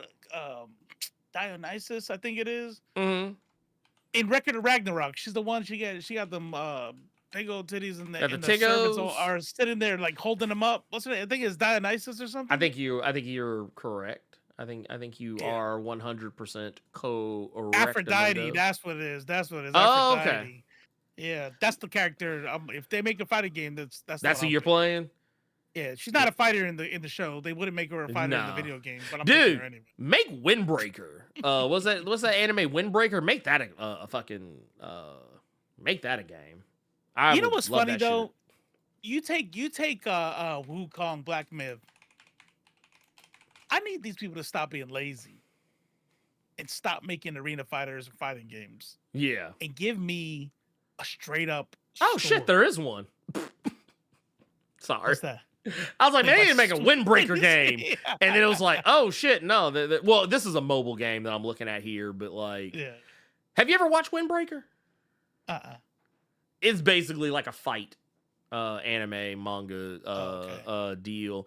But it's yeah, they have a mobile game that's like, I guess, a fighter, but like I was like, dude, I want like a legit, like I want a real game. I want like a game. Like I'm telling you, give me that like real a shit. Wukong Black Myth type world story, like epic game in with something like Berserker.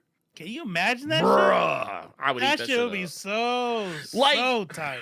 It's why I was kind of slick mad about like, because I think Demon Slayer had something like a they had the typical like anime arena game, whatever. But like if you actually made like a Demon Slayer game that like played more like a Black Myth Wukong or like an adventure style like action game, dude, I'd fucking eat that shit up. That shit, man, I would never. eat it up.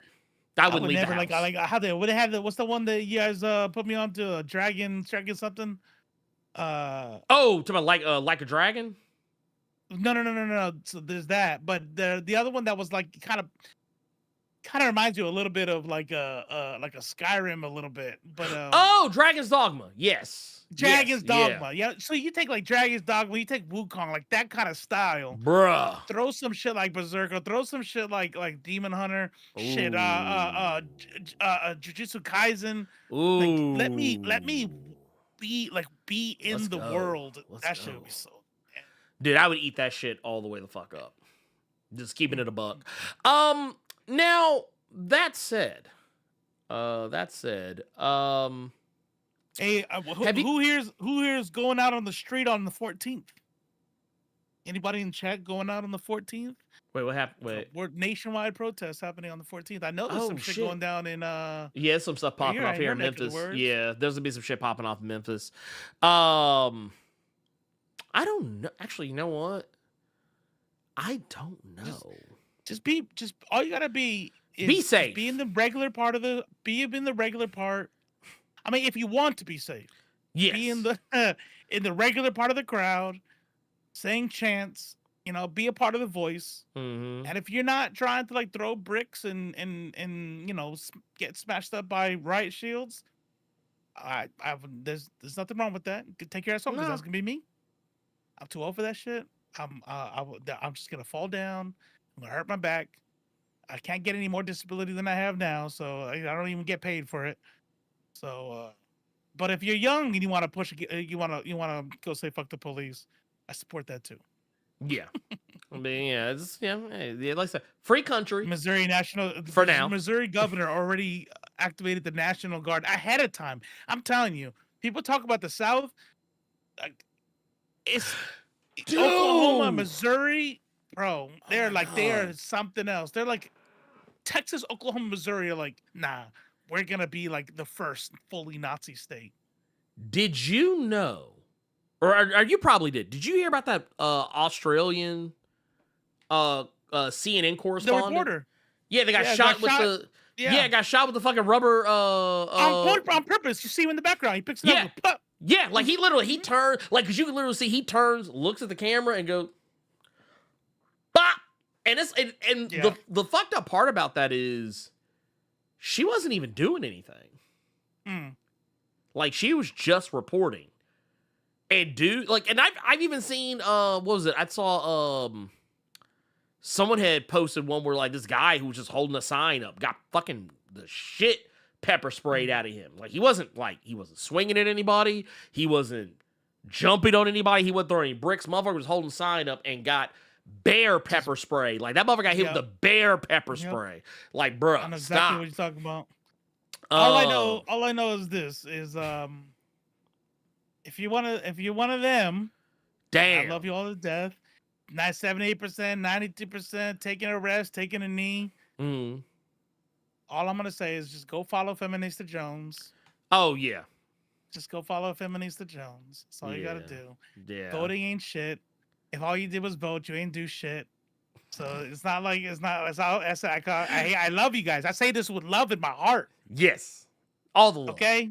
All the love in my heart. But if all you've done is vote, you don't need to be tired. You've been resting. Yeah. You've been resting. We good. We good now. Well, yeah. I'll just say this much for those that want to sit out. I mean, I'm not hating. I'm not hating because I mean, look, I get it. I got bad knees. Okay, I got bad knees. I totally understand it. Totally get it. Not hating, not even a little bit.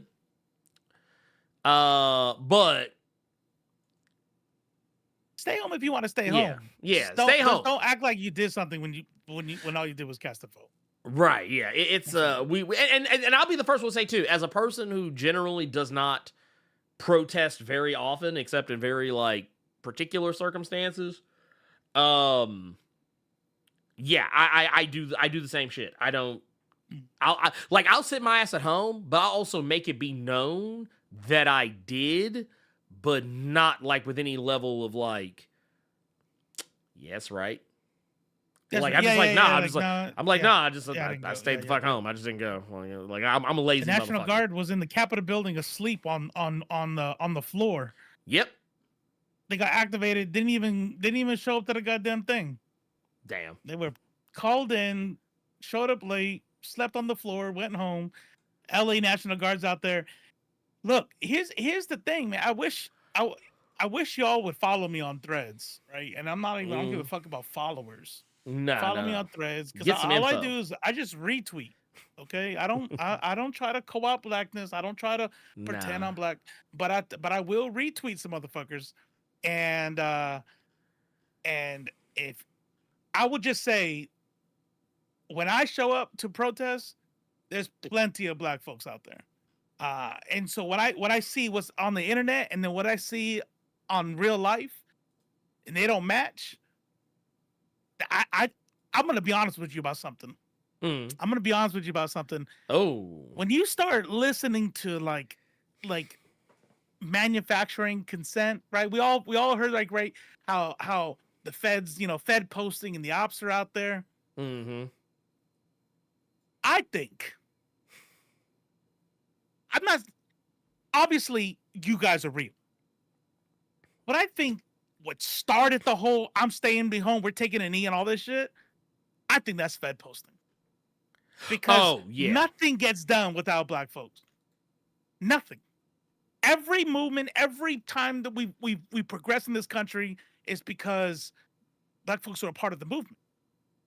So who benefits by a majority of black folks saying I'm sitting this one out? We all fucked. We're fucked. If black folks are not on board, we're fucked. Right. But I know black folks are on board, right? And so I had this thing, and this will be the last to say about it, because when I look, y'all, every name I see come up, I recognize. I know you guys aren't just some random nobodies, but I will say that I feel like a lot of the people who said I'm sitting this one out has sat out every single one their whole life, and now they just having a reason to. You know what I'm saying? Like, so just be honest. I'm saying home. If you sit it out, you sit it out.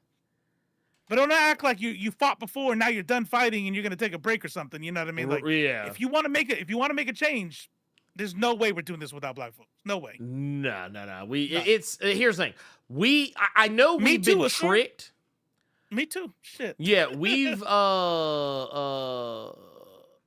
oh wow, that's funny. Wow, that's fine. Okay, this is completely unrelated. I'm sorry. It was something I saw that I thought was hilarious. But no, I'm gonna just sit here just in response to everything you said. I'm just gonna message. Yeah, I'm just gonna put that out there, and we'll. John Stewart, no one's asking you to don't miss your dialysis. Don't miss your dialysis. No, don't do that. Don't do that. You know the motherfuckers don't give a fuck about you in jail. Oh hell no. How many motherfuckers get arrested, get locked up, forgot they don't get their medicine, and they just sit there and they die in jail? No one gives a fuck. Nobody gives a shit. No, you're not gonna get any you're not gonna get any cookies for missing dialysis, so don't do it. Get your dialysis. That shit's very fucking important. Like they don't give you can't make up dialysis. You can't get extra credit for making up dialysis. Hey, can I do this later? No. You gotta do it now. So I'm not. I don't say do that, but I definitely think that we have been tricked into believing. Not all of us, but just collectively. A lot of us have been tricked into believing that we are a minority when we are not a minority. Not as much as people want to believe that we are a minority. Members of the global majority. Yes. We are members of the global majority. The white folks are the minority on this planet, and somehow they have convinced us we are the minorities. Mm-hmm. And it is, I'm sorry, it is not true. No. There are a lot, and by a lot, I just want to make it clear, a lot of us out here, black and brown and all that shit. And I'm just gonna be I think the sooner that we recognize, that, hey, we kind of have to be actively involved. I know there is the temptation to sit some things out, and I'm not gonna shame anyone for doing it, but I mean, don't be surprised if you don't get the revolution you want. Yeah. Don't be surprised if you don't get the change you want because you stayed home. Because I'll be honest with you, staying home is kind of what got us in this shit in the first place. Not us, not saying all black people, but there were a lot of people like I think we talked about this before. The election was a lot closer than people want you to believe. Mm-hmm. And the reason why, like I think we've said this before multiple times, Kamala didn't lose because of Israel or Gaza or her stance on any of that. That's not what she lost. She lost because people didn't feel motivated to vote for her. Now, one can make an argument that those were reasons why, but when polled, a lot of the people who stayed home literally just said that, figured it was in the bag. Or they felt that, this, that, and the third. But, it's like I said, there's a lot that goes into it. And I won't conspiracy theory or anything like that, but I'm just gonna say the things I know. That said, there is one thing I do know. And I think it's kind of funny that these things are happening. I don't know much. But I know I love you. That it's kind of funny you said that because it kind of goes in line with what I was about to bring up. Is that Mr.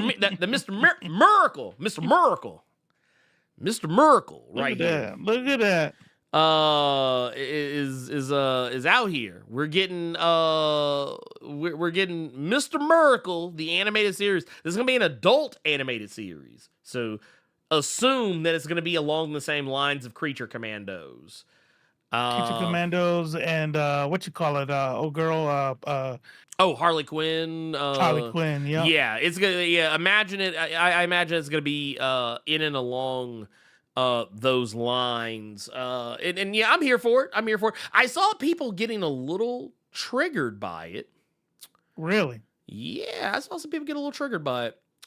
Basically trying to claim that it was propaganda, that it was going to be like, granted, I want to say it wasn't everybody saying this, but like I did see some people like getting upset at the idea of a comic accurate Big Barda, which I thought was hilarious because I was like, dude, Big Barda has always been big.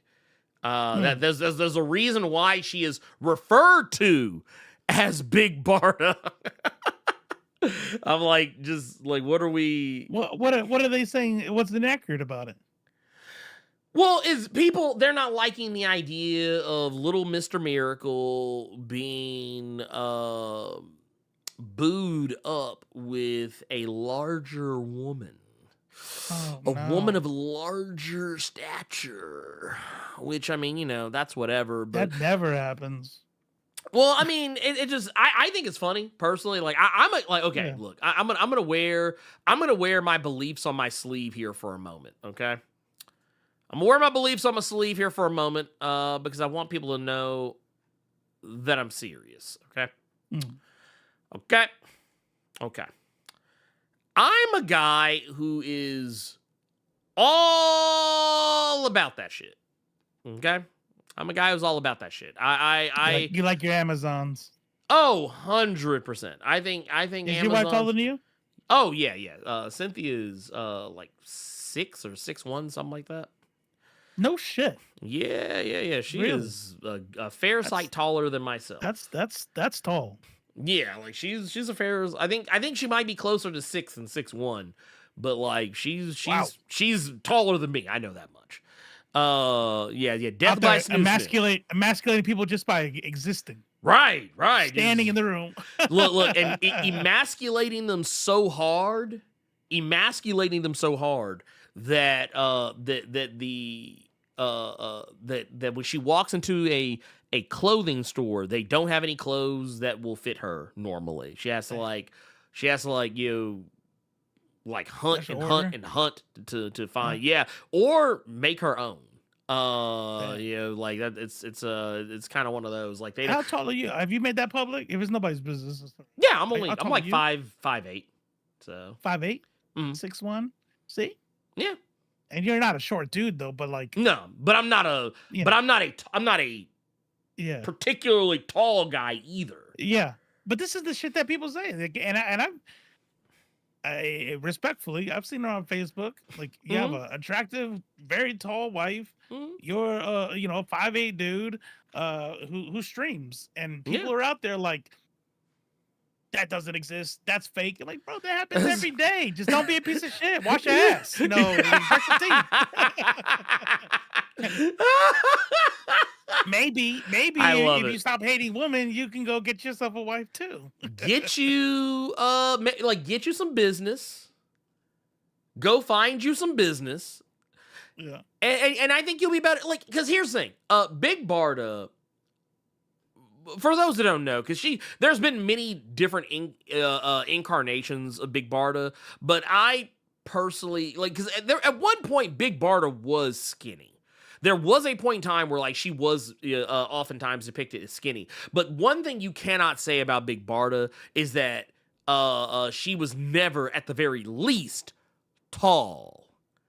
And nowadays, the depictions, like here, I'll show you this to kind of give you an idea of the type of person. And actually, I'm gonna save this because I want to use this. I just found my next.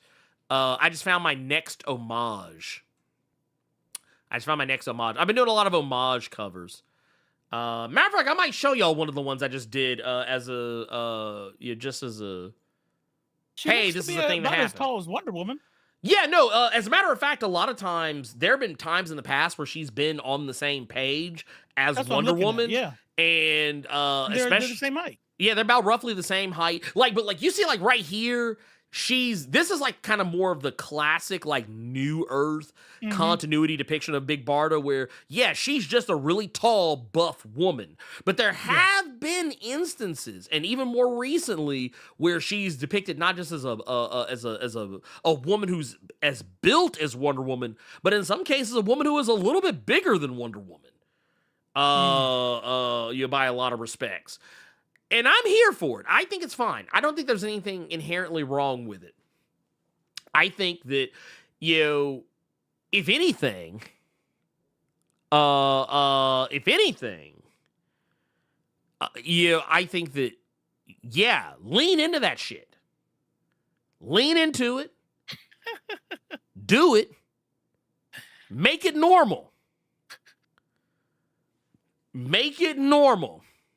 Look at John's story. Wait a minute. You laugh too, because I'm imagining. Wait a minute. No. Stop. Because I'm gonna tell you what. Why did I read that to the tune of what's that Janelle Monáe song? Where she's like, I like kisses on my neck. Like, why did I read that message in that to that melody? Cause I'm the same way. Like I'm like, dude, look, I like titties, and you know where I like titties even better. Like when I dude, let me tell you something. When I hug my wife, I'm in the titties. I'm in the titties every time. In the titties. I'm okay with that. Okay. Look, That's I'm not my laughing. problem. I'm laughing at the imagery of y'all's tall ass wives Be like, hugging you, especially from behind. You know, like bruh. you like hold your, and she's behind you, and you like this little. Like, I love titties on the back. I'm just saying. That's true. I'm just saying. True. Look.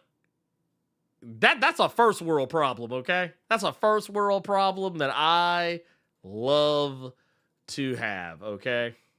Like, dude, like, like what was it? But Wait. yeah, but think about that. Think about that shit that dudes' insecurities and just self-hate and hating women, Bruh. like prevent them from all that gloriousness. Like, bro, you will never be above 5'5". No. That's it. That's Ever. genetics. They give it to you. Ever in life. Now, go get you you could, by the way, plenty of women that are shorter than 5'5". Yes. Plenty of women that are the same height. You guys can just be like a couple of 5'5" little people. But bruh, what if you go get a tall woman and her titties are always in your face?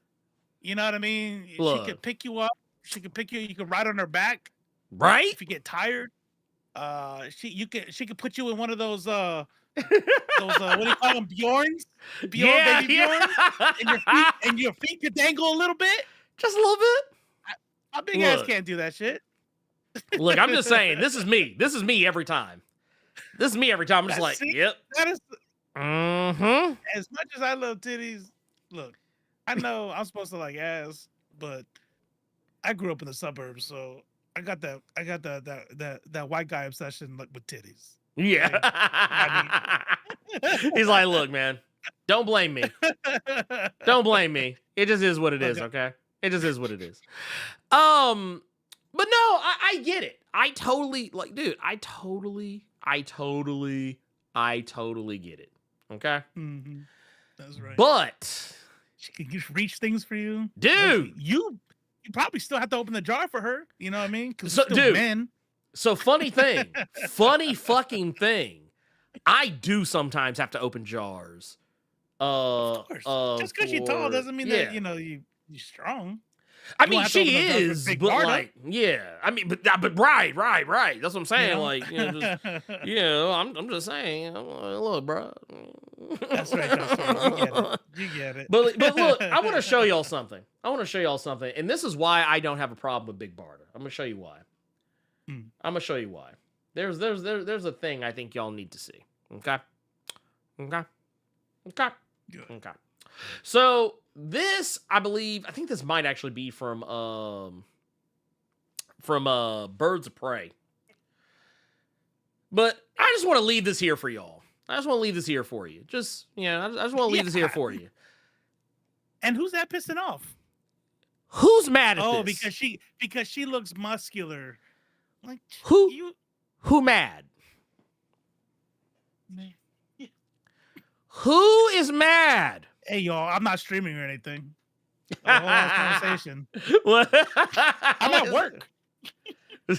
No. Wait. Is it? I just want to know if it's funny. It gets me because it's not. Because she wants to show me a picture of the dog that has mail. Like I was wondering where he was getting the mail from. I'm like, I'm still alive. Okay. I see, but now I'm invested. I'm invested now. Now everybody wants to see. See, now we got to see the picture. Now I'm invested. Like, wait a minute. He's like, she's wondering why. Let me see the auto. Oh, there it is. Yeah. She comes out like, where is he getting all this damn mail from? Because I got the mail pond behind me. Man, hey, that look. I'm just saying. Look, if I don't see this, if I don't see this getting ready to like drop down on me, I'm not living right. So I don't want it. I'm just saying. That's a. My dumbass thought he was doing the bit. No. No, it was like he was for real. He was for real. I mean, to keep the door cracked so it could keep happening. he's like, God damn it. God damn it. We raised in a barn. It's like, what's wrong with you? Who raised I'd buy you? that for $1. Who raised you? But no, it's I'm here for it. I mean, I don't think we have a whole heap of a lot of details on it. But more comic book shit that's for adults. Yeah. Look, Yeah. Here's the deal. Here's the deal. I'm here for it. I will never, ever get mad at little kid shit. You gotta make products that are gonna make future nerds. We gotta keep them. We gotta keep them. Catch them young, right? Just like Christians do. Well, but yeah. But I don't have to like it, right? No. So I'm gonna get excited when there's some shit made for me. Right. No, And, I'm 100% with that. I'm here for it. Well, here's the good news. Here's the good news about this is Tom King is going to be the showrunner of Somebody in this. chat was saying that's part of why people were upset. Yeah. Which, okay, here's my thing, man. Y'all need to get right. Like, y'all, because what's up with him? Why do people not like him? Because, okay, there are people who hate him because he wrote Batman. And because he wrote Batman, he deconstructed, because that's what Tom King does. Every book he does, he deconstructs shit. And people don't, there's a certain subsector of people out there that they don't like that shit. And more specifically, they don't like that shit when it's Batman. Now, me personally, I know a lot of people hate his Batman run. I don't have a problem with it because honestly, I feel like he didn't do anything wrong. I think there are parts of it that are weaker than others. And there's some shit that kind of gets a little too up its own ass because he's writing Batman for over, like, was it 50 something fucking issues or whatever? But the thing is, a lot of the shit that people don't like about his run wasn't even shit he wrote. Like, it was like there were stories that came in between some of his shit. And I've noticed some people that hated his run, they always bring up those stories, but like, you go back and look, it's like, he didn't write those. So y'all are mad at the wrong motherfucker. But they didn't like the Bat-Cat wedding. They didn't like that shit. But one of my favorite issues of his Batman run was, I think, one of the silliest. But it was also because it was silly in a way that made sense. For what it was, you know what I mean? Like that was the, and it was one I think we actually talked about before. And it was the Batman and, Superman, going on the double date where where it was, they were, hanging out, going to fucking carnival and chilling out and doing all kind of crazy, silly, goofy, lovey-dovey, whatever the fuck bullshit that they were doing, or something like that. Yes, I don't know. Seattle KO, you did. Sorry. Wait, what's that? You said did I miss the Invincible versus? Yes. Oh, basically, yes. It's gonna be dope. Yeah, it's gonna be dope. That's it. That's all you need to look. know. Look, here. Recap. It's gonna be lit. It's gonna be dope. Yeah, it's gonna be lit. It's gonna be bloody. It's gonna be dope. Well, and I just want to, I'll just say this. If you, this is my litmus test to know if someone is cooked. Is if you hate this issue of Batman. If you hate this issue of Batman, I cannot fuck with you. That's all I got. That's all I got. Because here's the thing. I think when you take a lot of the stories that Tom King wrote for Batman, take them in a vacuum, I think they're all great. Like this right here. Fantastic. Look at this. It's shenanigans. This is shenanigans right here. Batman is wearing Superman's costume. Superman is wearing Batman's costume. Lois is dressed up like Catwoman. Catwoman is dressed up like Lois. Hilarious. It's hilarious. And Tell they didn't me like you it don't just like 'cause they fun. don't like exactly. I was about to say I don't like fun. Did I catch you trying stop to have laughing. fun? The fuck's wrong with you? Did I catch your punk ass trying to have fun? What is this feeling inside me? Is this happiness? Dude, Get look at that this shit. out my face. Look at this shit. Look here. Look at this shit. Look how fun this is. Look how fun this is. Look at it. It's Why are fun. they swapping costumes? Huh? Why are they swapping costumes? And why does Batman have glasses? Well, no, because it's Clark. Right. Because it's Clark. Right. So basically, they're trying to keep up appearances. They're Right, going okay, out. They know they're gonna have to do superhero shit at some point. Or they know like it's all like silly, wacky shenanigans. Basically, it's not meant to be taken too seriously, like on its face. But they're just basically like where do you hide if you're a superhero? You hide in plain sight. Maybe with a costume swap. But like, yeah, I thought it was really cool because it's like, yeah, you're getting to see these characters acting as, like, you look at that shit. It's like, oh wow, that's Bruce. It's Bruce. It's Bruce. He got the 5 o'clock shadow. Bruce don't, Clark don't rock a 5 o'clock shadow like that. Yeah. Also, got lines all over his face. I thought that Like a yeah, he looks like he's fucking Jim Lee character is what he is. He's goddamn Jim Lee character. Motherfucker, look at him. Yeah, look at that shit. Look at that shit. What's his name's Cable. You don't look like Cable or Striker from the 90s. Also, I love the fact that they're eating corn dogs because now I want a corn dog. I'm just like, oh man, dude, corn dogs sound good in the motherfucker right now. Dude, every time I buy corn dogs, every time I think like this, the next grocery I get that big ass box of like 32 corn dogs. Yeah. And I'm like, I'm so tired of corn dogs after that. Nah. And then a little bit later, I'm like, nah. Not in my house. Corn dog right now. Nah. We eat them in my house. We eat them in my house. Oh, I gotta do it again because it was too. muted. I just eat them so much. I just eat them so much when I buy them. Like, bro, you don't have to eat them every day. Yeah, no, you do. Yes. No, you must. No, it's funny because I have that box in my freezer right now. I literally had corn dogs earlier. Is it that one where it has like the label that looks like it's a fair or some shit like that? Probably, yeah, something like So what we do, because freezer space is a premium, we take them out of the box because we make them so much we don't need the instructions. So we just throw the box out. We keep the little plastic bag that they're inside of in the box. But like, because what we do is we put them in the air fryer and leave it at that. Put that shit in the air fryer. 13 to 15 minutes, depending on which brand. 375, 380 degrees, depending on which brand, whatever. And call it a day. But no, that's what I say. Like when people tell me they don't like Tom King. Because of his Batman run, I'm like, well, what parts of it? Because I was like, the War of Jokes and Riddles was great. City of Bane, I thought was pretty cool.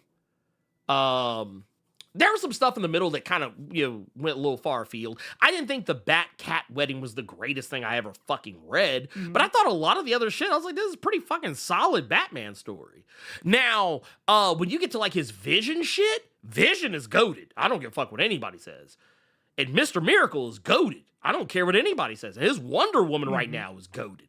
So I think people are just really telling on themselves when they say that they hate Tom King. Like, I think it is, Tom King is like Brian Michael Bendis. People love saying they hate Brian Michael Bendis, but when you start asking them what some of their favorite comics are, why the fuck do they start naming Brian Michael Bendis comics? It's like, okay, I guess. I mean, shit. You know he wrote that shit, right?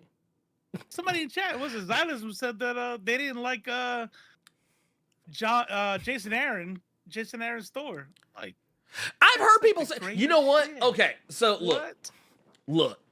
I get it. Okay, I get it. If people don't like Jason, if you like the '80s Thor, I could definitely. Yeah. If you're one of them, look. If you're one of them Walt Simonson motherfuckers, I'm like, okay, all right, damn it, go get. Yeah, right. Like what's that meme? What's the meme that it's actually become one of my favorite memes. I know it has a name. I just don't know what that What's it name look like? is. But it's the meme where it's a group of people like chatting, and then there's someone else. Yeah, then someone steps out, just like thumb, and then they come back to. That's me. That's like I've actually saved that meme to my phone so many times because it's probably one of the most used memes that I probably employ because I actually hit somebody with it on Threads the other day because something that we're about to talk about came up, and that's Superman. Someone got mad that people were having fun with Superman. I'm like, bro, what is wrong with you? Why are you mad? Do you not like fun? That was like literally like the main thing. I was like, dude, do you not enjoy fun? Are you a hater? Yeah, like this shit right here. Here, let me look, this shit right here. This is the thing I hit motherfuckers with regularly now. Like when someone says some like wild shit, not saying that what Xylem said was wild, but like just when someone hits me with some wild shit, when when motherfuckers are having fun and they be like, well, I don't like it. That's what you like. Don't look. I'm gonna say right now, if you follow me on Threads, God help you. You gonna see who the I was shit. talking to one time. I make no secret that the Office is a household favorite. My kids know all the episodes because we play that shit over and over. I think I haven't actually watched it in about a year, so we're definitely due for another run through. But we watched The Office. One time I was watching, I said, I love The Office. That's like probably that's the feel good. Just put it on in the background and get some shit done. I don't like The Office.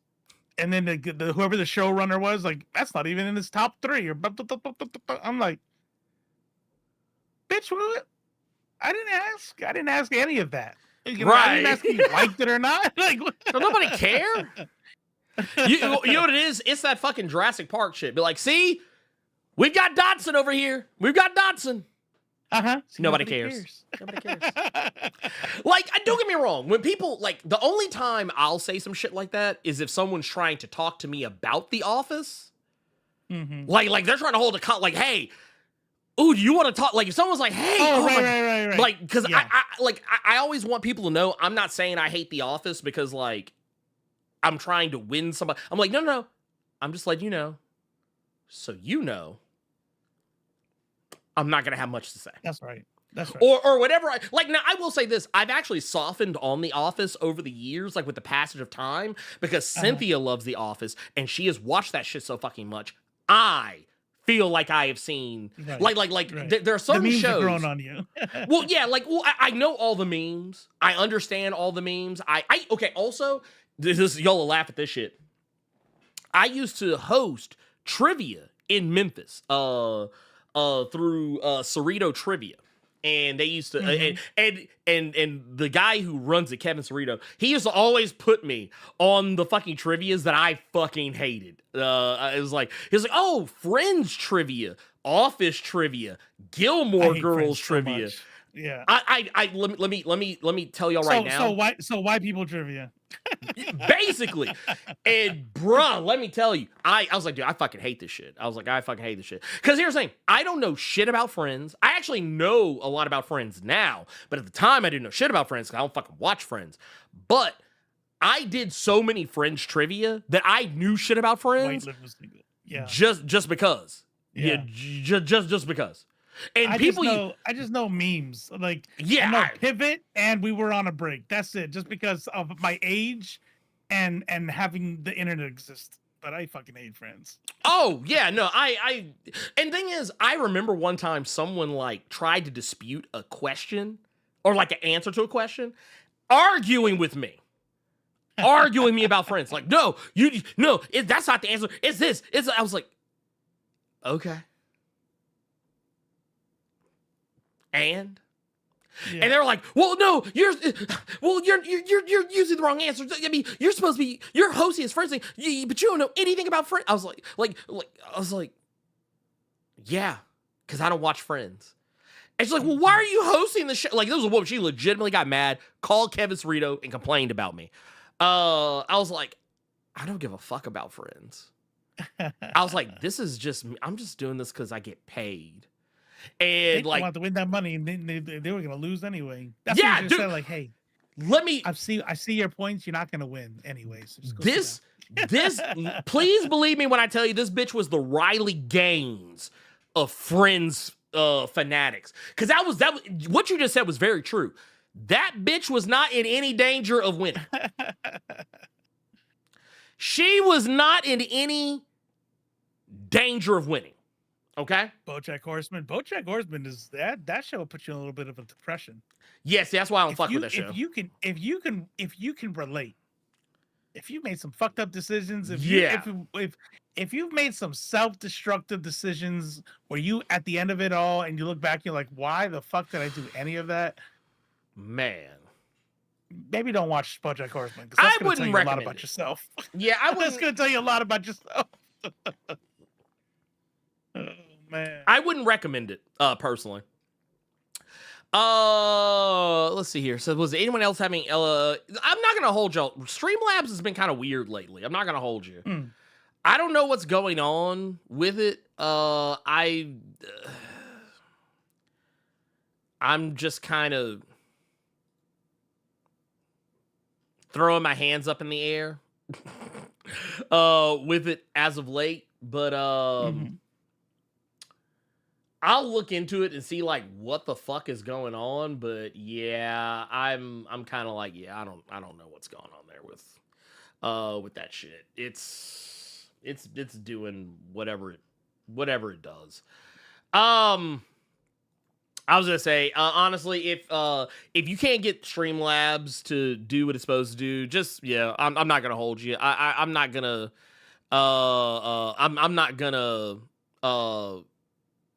I'm not gonna turn my nose up at a super chat. So I mean, yeah, I'm just keeping it a buck, just keeping it 100%. But no, I didn't think about that. I was like, oh, why you gonna start streaming soon? but no, it's all right. I'll just say this. Yeah, people got really funky acting about some of the stuff going on with Superman. I enjoyed it. I'm gonna tell you how excited I was when I saw the trailer.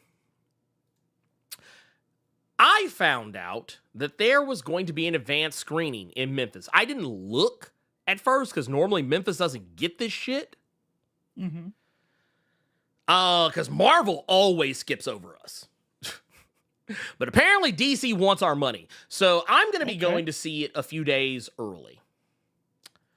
I'm going to be going to go see it. Yeah, I'm going to be The super chat also said, have y'all bought your Fantastic Four tickets yet? Oh, yeah. I haven't gotten the Fantastic Four tickets yet, but I am Are they on sale right now? Yeah, I believe so, because it broke Fandango. Oh, I'm gonna get mine right now. Fantastic Four broke Fandango. I can never hear Fantastic Four without thinking of there's a Family Guy scene where they're trying to win trivia. And he's like, what color is a red fire truck? Oh, I know this one. Oh, man, what those fire color trucks. is a red fire truck? I know this one. Fantastic Four. Yeah. Like, yeah. He's like, man, those fire trucks being all red. Come on, yeah. Green, final answer. Well, what's funny to me about it is that, like, I actually did manage to get a ticket for Superman, because basically I think the movie comes out on the 11th, but, like, you can see it on the 8th if you had Amazon Prime or whatever. Yeah, it was one of those things they were doing. And because I did it so late, I'm literally gonna be sitting, like, almost in the front row. Which, I mean, it's whatever, but it'll be an IMAX, so that's actually not as bad as it probably would normally sound.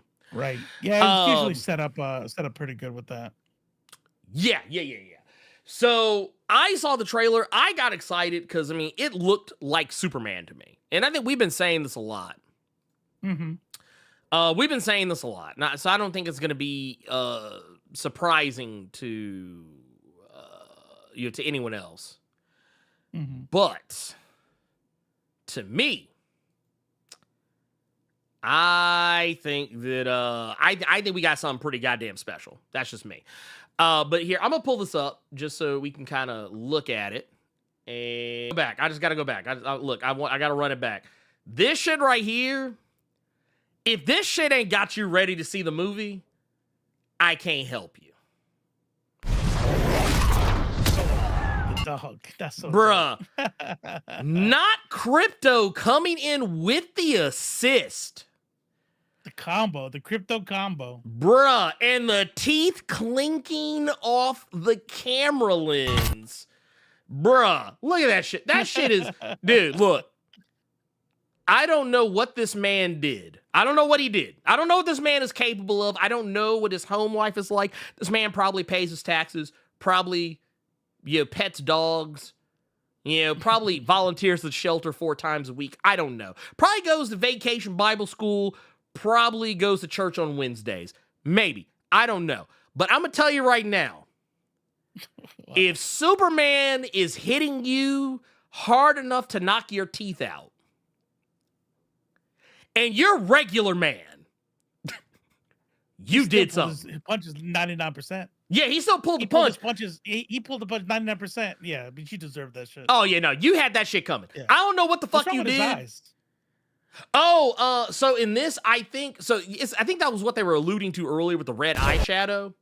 But like, all I know is that whatever's going on, he probably just got done using a lot of heat vision.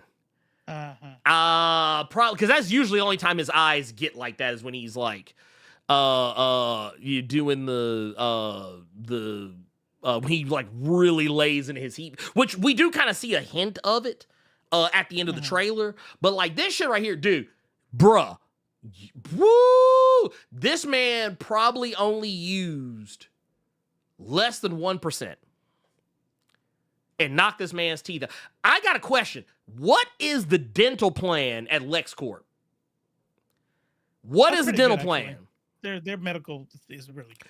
Dude, I hope he got dental. I hope he opted in for dental. Because he's going to need it. Dude, Bone Factor, we got to get him to fix his Streamlabs alerts too. Oh man, they were always just going like, before I don't know, they were always just so distracting. They were always just so distracting that I was just like, it's fine, we'll just go back to the regular shit. It was always something. It's not even that they need to be fixed. They're just turned off.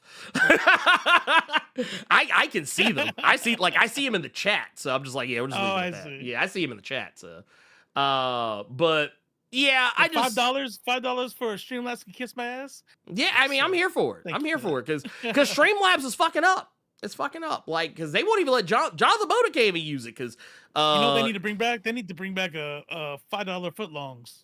$5 footlong. Now I want Subway. Thanks. Yeah. Now I want Subway. Thanks. But no, I'll just say this. Yeah, this shit's lit. Like, I don't think I've ever seen anyone do something like this in with a movie. Not be serious. Like, this is like wild. Okay, first off, that was cold. That was cold. Here, look at this. The bowl cut is in full effect. And he's gonna keep that shit too. Oh yeah, dude. This. Yeah. Let me tell y'all something. Y'all talking shit. It's gonna be some motherfuckers walking around here with some bowl cuts after this movie come out. See, that'll be the only reason why I'll be mad at if I had to look at motherfuckers in this hairstyle, I'm gonna be mad. I'm gonna be like, see, look, they fucked it up. Give me Zack Snyder back. Give me Nah, I'm telling y'all now. Please believe me when I say it. You're gonna see two things after this movie. The Edgar haircut like that. It's close. It's close. It's close. Well, no, I'm being honest with y'all, man. There's two things y'all gonna see after this movie comes out. There are gonna be mad motherfuckers with dogs named Crypto, and you're gonna start seeing that bowl cut again. You know what? I'm kind of happy because there's a Latino stereotype for the white crusty dog, and I think this movie is gonna fix that. Like, we need everybody to have white crusty dogs, not just Latinos. Damn. Well, I mean, like I said, I just love the fact that he called him Big Blue. I just like that. That is so on brand. That is so on brand. I love it. Well, I got to go back to this because it was just so awesome. But look, when I tell y'all, this is how I'm gonna be sitting in the theater. This is how I'm gonna be sitting in the theater on July. I'm just like, yep. I just don't understand why his hair has to be like that. You know, it's kind of funny you said that because I mean, always have to have a political, in my opinion. Yeah, it is. It's a little bit. Yeah, it's a little black power, a little political, in my opinion. I mean, you know, is it a little bit? Is it a little bit? I don't know. But yeah, it's yeah. I'm just saying. Now right here, I've saw some people ask this. I've been trying to figure this out myself because I was like, dude, who the fuck is this baby in here? But because you see Metamorpho, that's Bizarro. That's gonna be Brainiac. I bet. What? Right? I don't know, man. It's because you can see Metamorpho off to the side. You can see Metamorpho off to the side just a little bit. You could also see Crypto off to the side over here, but this is Metamorpho right over here. Who this baby is? I don't know if there is this supposed to be Martian Manhunter or some shit? I don't know. Oh, it could be that. Is it a Martian? I don't know. I have like questions. Same species. Is he the last of his species or some shit? Under normal circumstances, but I mean that's also kind of also not the case. Really, there are Martians out there, but sort of, kind of, technically, sometimes. It depends on what's going on at the time. Because Ms. Martian is not actually a green Martian. She's a white Martian who basically she's doing green face. She's doing green face. Yeah. Well, yeah. It is what it is. Yeah. That's okay. She's one of the good ones. So yeah, we'll let it go. But yeah, let's keep it pushing. Hey, it's not Gaza. It's not Gaza. It's not Gaza, y'all. Also, I want to run this back just real quick. I just want to run this back real quick just because I want y'all to see something. And I want you, and please believe this is not by accident. Y'all hear that shit? They chose him. Let them die. Who would say something like that? Who do we know that would say something like that? Is there a president? Is there a president who would probably say? Because that's actually something that we actually have heard. Not to the exact tone, or I mean, not to the exact wording, but the tone. They chose them, so I don't think we're gonna help them. I don't know. Dawson für Drumpf. I mean, I'm just saying. I mean, look, I'm not gonna hold you, man, dude. James Gunn, fucking mad lad. James Gunn's a mad lad. I love it. I love that shit. Wait, what was this about? A baby? Someone said that it's Metamorpho's baby. Oh, okay. Like people already know who it is. Okay. You know what? I don't fuck with Metamorpho like that on that major of a level. So like, I'm here for it. I'll ride with it. I'm here with it. I'm here for it. I will say this. I appreciate the levity in this. Okay, this is something, and I actually talked with somebody about this online, and I think they made a very strong point on this. I saw a lot of people get mad about this scene, this shot right here, that Superman's being silly, like he's being whimsical a little bit. I think I agree with this sentiment. There are people out there who hate Superman, like hate him, like absolutely positively dislike him as a character, because they have a perception that he is boring, that he has no personality. But someone I was talking to on Threads about this, they were saying that it's because of the Christopher Reeve movies and the Brandon Routh movie, Superman Returns, that people have that misperception, because basically these characters were written and portrayed in such a way so that anyone could look at Superman and see themselves as Superman on some level. So you don't really get the full breadth of Superman's personality in those movies. And I feel like that is where I feel shows like Superman and Lois succeeded, and where this movie will also succeed in that regard, is that they're allowing Superman to have his full range of personality. He's not just some Boy Scout. He actually has, like, that whole thing when we talked to this before, when they had a thing where he snapped at Lois. There were lots of people like, oh no, Superman would never do that. It's because these are motherfuckers who've never read the comics. These are people who only know the Christopher Reeve movies. They only know the Brandon Routh Superman Returns movie. They don't really know Superman like who he actually is, that he would actually say and do. Like Clark is a silly guy. He can be goofy. He has the capacity to be funny. And even when he's in costume as Superman, and I think some people forget about that shit.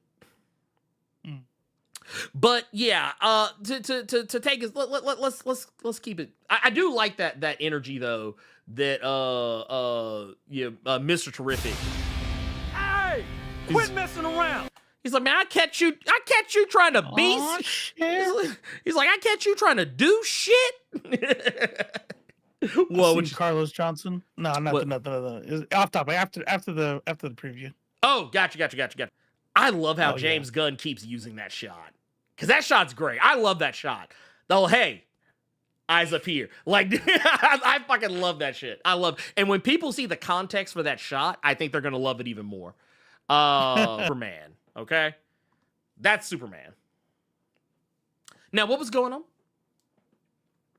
A judge told Trump he has to deactivate National Guard in California. Oh,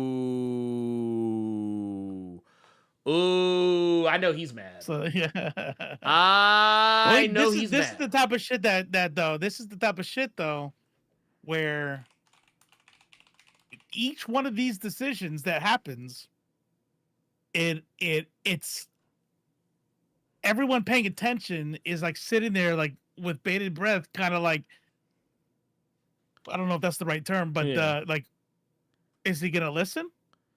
Is he gonna do it? And then like he'll do it, and it's like, okay, no civil war. Okay, got it. Good. I was gonna say, no constitutional crisis yet. I was gonna let you cook on this one because I'm gonna go grab something. I'm gonna be right back. Go ahead, do your thing. Yeah, I think there's gonna be a every single time something like this happens. Oh Jesus fucking Christ! Live updates: Israel attacks Iran. Sorry, people, I don't have the ability to show you all, but here, I put the link in chat. Live updates: Israel attacks Iran. This is gonna be, I don't know. I'm gonna go ahead and say not good. Not good. Israel attacked Iran's capital early Friday, with explosions booming across Tehran. This happened just now. 8:46. Oh, so about 45 minutes ago. An Israeli military official said that the Israeli Air Force targeted Iranian nuclear and military sites without identifying them. Which is funny because those, according to Iran, are just power structures, not weapons development.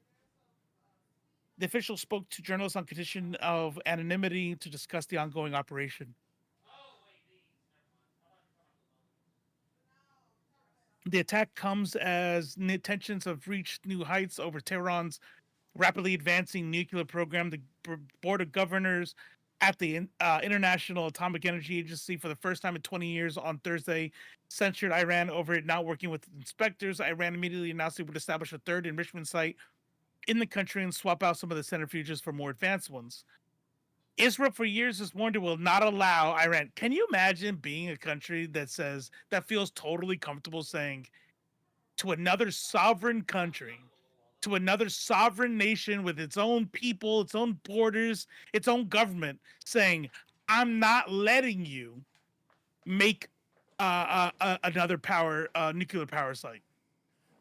Can you fucking imagine? I return. Something Tehran insists it doesn't want.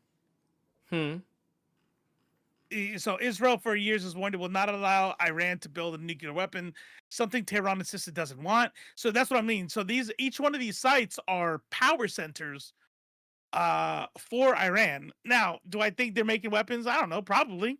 Iran has nuclear weapons, so why can't anybody else? So only Iran can have weapons? I'm sorry, Israel. So only Israel can have weapons, but nobody else? Fuck out of here. Didn't Israel kidnap the environment? Yeah, her whole team. Greta Thunberg is in Israeli custody. I don't think we've heard from her, Lev. Man, if only I wanted to see Left Face TV on screen, I would watch the stream Mondays and Fridays. Oh well. Man. Damn. You're right. I don't even know what happened Monday. Oh, you know what happened Monday? Deadass? Forgot.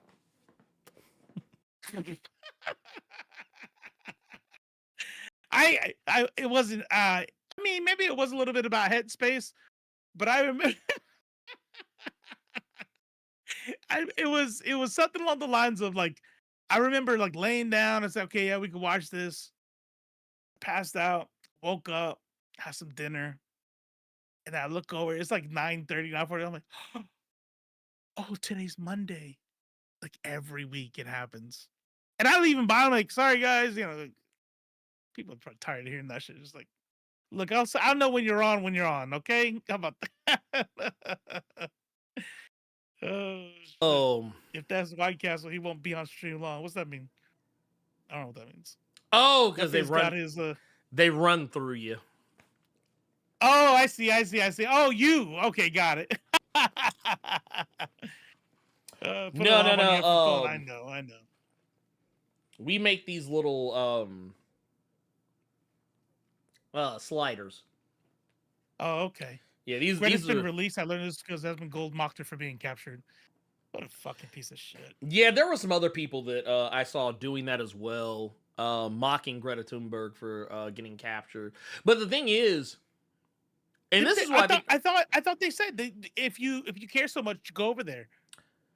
Yeah, no, and now she did, and now they're like, ha ha ha. Yeah, that's stupid. Why would you go over there? Well, what I think I saw Russell Brand was doing it. He was and then he also was roasting her because they put her on a plane to fly her back. Uh-huh. And like her whole thing is she hates airplanes. That was the whole reason why she took the flotilla to go there, was because it was less on the environment, right? On the environment. Right. I mean, she wouldn't have been able to. That's a good point, but I thought it was because you can't fly into Gaza. Where would they have gone into? I guess you could fly to Egypt and then try to figure out a way to get into Gaza. last time Robo streamed, I was still working. Damn! Isn't that funny how like that is not a time of reference for anybody here, but we know it was a long ass time ago.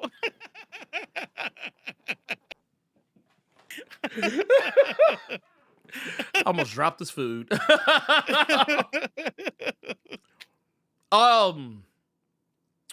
Here's something I'll to kind of we can stay in the same vein on it. I think in the future, I'm not saying it's going to be anytime soon, but I think within the next 10 years, you're going to have people who, remember how we talk about the folks who protested school segregation or protested school integration, mind you. We are going to see people who protested cutting off. Oh yeah. Or protested against the idea of supporting the supporting genocide happening right now. You're right. Yep. We are one day going to be looking at those people the same way we look at those folks who protested school integration. That's right. The same way we look at Joe Biden. That's right. Because he was one of them. But I don't know. What I will say though, I look forward to actually being able to talk about Superman the week that it comes out and talk about it early. Because by the time we have Nerds of Culture that week, like that it actually releases, I'll actually be able to talk about it then. Oh shit. It's a Thursday night it releases. Mm-hmm. It's always Thursday night. Yeah. It is always. That's technically why. Maybe we should push that one. Do you want to do a Friday one that week? That's a big deal. It's up Oh, to you. no. Sorry. I was just about to buy Fantastic Four tickets. So maybe on big releases like that, we push it to Friday. Well, I was even 'Cause thinking. How do we do it? Yeah. Oh, you go early, huh? I go early. Well, if I can. Yeah. But that's not always the case. Mm-hmm.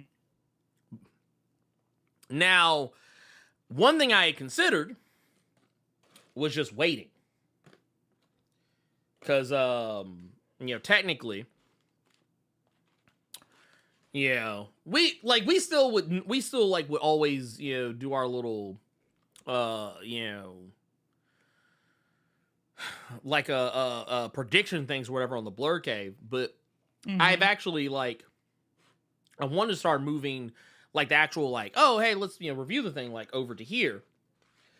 But the movie so what I was thinking is we don't have to move the show. I would just say wait till the next week. Yeah, wait because it's gonna come because time. It's not that long. It's not that long. I mean in internet age. Oh well, yeah, in internet time, because they've already by that time Fantastic Four will be out. Man, I was gonna stream that day, but we moved Nerds of Culture to Fridays, and that's why I was gonna. I was totally gonna stream that Friday too. No, I think. I mean, it's up to you. I know you don't like doing 2 days in a row. See, that's not fair. I want a button. I think we'll talk about it. We do not care. You ain't shit. Sorry, y'all. Sorry. But no, we'll see. We'll revisit it. Well, because Fantastic Four, we wanted to watch it first day, and that one I can't because Mylene, of course, has to go because I get in trouble for wanting Sydney's. I don't even remember Sweeney Todd, whatever the fuck her name is. I want a bathwater, but she don't ever go see a Marvel movie with me. But now because that dude is in it, Cindy Sweeney, You know what? Her name is forever Sweeney Todd now. Sweeney Todd, just like that that YouTuber Helen Keller.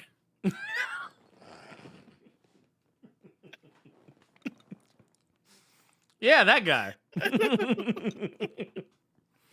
No, I think whatever happens, I know this Superman's not going to be boring. Nah, it's going to be great. I think it's going to be fantastic. I think Fantastic Four is also going to be. You know what? We've seen enough of the movies that it's impossible to not be. Yeah, okay, look. Let me tell you how good I am at this. When the trailers for Morbius came out, I remember being kind of eh? And I remember they showed a scene. And I remember this because Carter and I reacted to it. We both were kind of oh man, this one scene's pretty cool. There might be some hope. But we were like, but I said, but what if it just winds up being like the only good scene in the whole movie? What movie is this? Morbius. Okay, I They think we were talking about released- The Crow. No, God. Well, no, same, Same, right? Same thing. Because that's a badass. That was a badass. It was trailer. a badass scene. But here's the thing. We were right. That's the one good scene. And it doesn't help. Now, in the case of Morbius, this wasn't the case because the scene in question was the one where he actually becomes Morbius, like when he first becomes Morbius. So like, I was like, oh yeah, this is gonna suck if this winds up being like the one good thing, because then it's gonna be worse because that means the rest of the movie is all downhill. The fact with the Crow, that opera scene, that shit is literally at the end of the movie. That is literally the last thing you see. And the only cool part of the whole movie. The only cool part of the entire film. That shit had me so hyped when I saw it in the trailer. I'm like, oh, Crow's gonna go off. Let's go. Nah, just by like a bunch of crying and fucking standing in the rain and shit the whole time. Like, what's happening right now? What the Morbius fuck movie? Was a pretty okay movie. Don't judge me. Like, I can't get mad at you because I liked Kraven the Hunter. Me and my son both liked it. That movie ended and we both looked at each other like, that was kind of dope. You're like, yeah, right? I was like, I was expecting it to be really bad, but nah, I liked it. I mean, I'm not trying to say it's like great movie. Like, it's one of those movies where like if you told me you didn't like it, I'd be like, I can see that. I can see that. But I liked it. Like, I've heard people say, he's like, here, let me chew real quick because I got this one for your ass right here. Like, I've heard people straight up tell me that they didn't like Infinity Wars in Endgame. And that's that type of shit. I'm like, get the fuck out of here. Like, at that point, I don't respect your opinion on movies in the first place. Anyway, like you've lost me. Okay. But if you tell me you didn't like Kraven the Hunter, that one I'm like, yeah. I mean, you know, a lot of the writing was wacky. But it had that old school kind of like 90s, like, I'm just gonna do a fucking action flick type shit. Now I'm like, it felt like a 2003. Yeah, it felt like an early 2000. 2000. Like, here's what I'll say for Kraven. If I have any one problem with that movie, if I could pick one thing about the movie that I didn't like and just leave it at that, it's just how obvious the plot progression of the movie is. It's like, okay. It's like, look. Oh, no, I know a perfect example. You know when you watch a movie and like there's like a plot twist? And the plot, like, okay, what was that movie? Oddity. You watched Oddity, right? The horror movie? Yes. The one where, like, the woman, like, her sister dies, and she goes and she's staying with, like, the sister's and husband. the wooden thing at the end, at the table? Yes, yeah. When you watch that movie, how early in the movie did you call who the culprit was? I don't remember. Like, we had called it earlier, but I mean, I'm not gonna say I knew like right off the bat. I don't know. So me and Cynthia were watching that movie, and literally, like, when the movie, like I'm talking about, like, before the sister even like got in the house good, we were like, I guess I should say spoiler alert for Oddity if you have any interest in seeing. Honestly, I don't think it's much of a spoiler because I feel like the villain is telegraphed. Like, basically that motherfucker at the camera, like, doing that shit. Like, you like, is there something? No, I'm trying to tell you something. Like that's what it felt like. But basically, yeah, spoiler alert for Oddity, the husband did it. The husband did it. And it's very obvious that he did. Like, the movie goes out of its way to try and make you think it isn't him, but it's like they tip their hands so early that it's impossible to get that back. And Kraven does the same. It's like, Well, yeah. Did duh. you watch Clown in the field yet? I haven't watched it yet. I'm gonna watch it tonight. I'm gonna tell you right now. Mm-hmm. There's a scene that happens. They're at a house party. It's nighttime, and the killer shows up. And that's all I'll say. And I'm gonna tell you, you will already know the entire movie by then, and we're probably like 30 minutes in. It's also that's another fun movie that you just got to be like, I'm just gonna watch Look, it's a horror flick. It's a campy horror flick. I watched Rippy the other day. Rippy? Mm-hmm. About the killer zombie kangaroo. Yeah. Maneater will not watch those shits with me. Every time it's like I can know it's a bad movie. I'm like, yeah, but we're horror fans. We could say we've seen it. She goes, no. I'm like, damn it. Well, I'll put it like this: Rippy does not take itself seriously. Right. And I think I've told you this before too. When I see that a movie doesn't take itself seriously, it completely changes how I engage with it. So, like, if I'm watching some super serious, so far up its own ass, like one of those avant-garde horror movies. Yeah. Yeah, I think I'm probably gonna. We were just talking about that, Eugene. What's that? Did anybody see the Steamboat Willie? Oh, Dreamboat yeah, we were Willie? talking about it earlier. Yeah. Like when I see that, when I immediately recognize that a movie is not taking itself seriously, like, and I don't mean like, oh, it's not taking itself seriously, and like, oh, they're just fucking around, they don't give a fuck. Because I mean, I don't think really anyone makes a movie with the express purpose of it failing. Not often. It does happen. I've heard that's why Matrix Resurrections was made. One of the Wachowskis, whichever one, because I know it wasn't both of them in this case, but one of them, I think, actually directed it. And I think I remember reading some story about somewhere where she said that basically she made the movie just cause, like, because fuck Warner Brothers, basically. But I don't remember which one it was. That just kind of is what it is. But yeah, once I see a movie is not taking itself seriously, I'm like, okay, bet. That means I don't have to take it seriously. It means we can just have some fun. And I'm happy with that.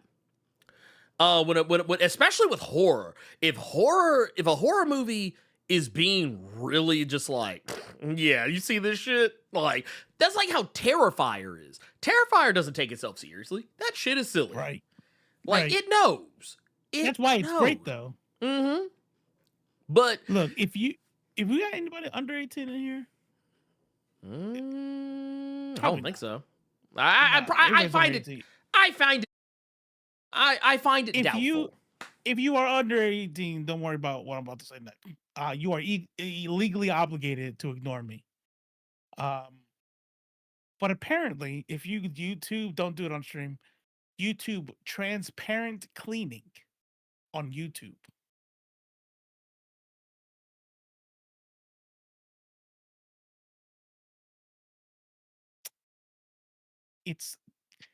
I'm not sure how it's allowed. I mean,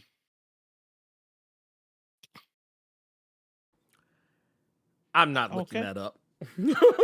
Nah, not on stream, but you should. I mean, it's corn on the cob, but on YouTube. You know what I'm saying? It's interesting. It's interesting. Anyways.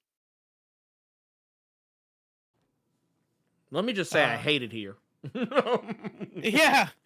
Yeah. See, that's why too. It's because it's fucked up. It's like, I like what I'm seeing, but there's no age like hatch for that. Like what? Bruh.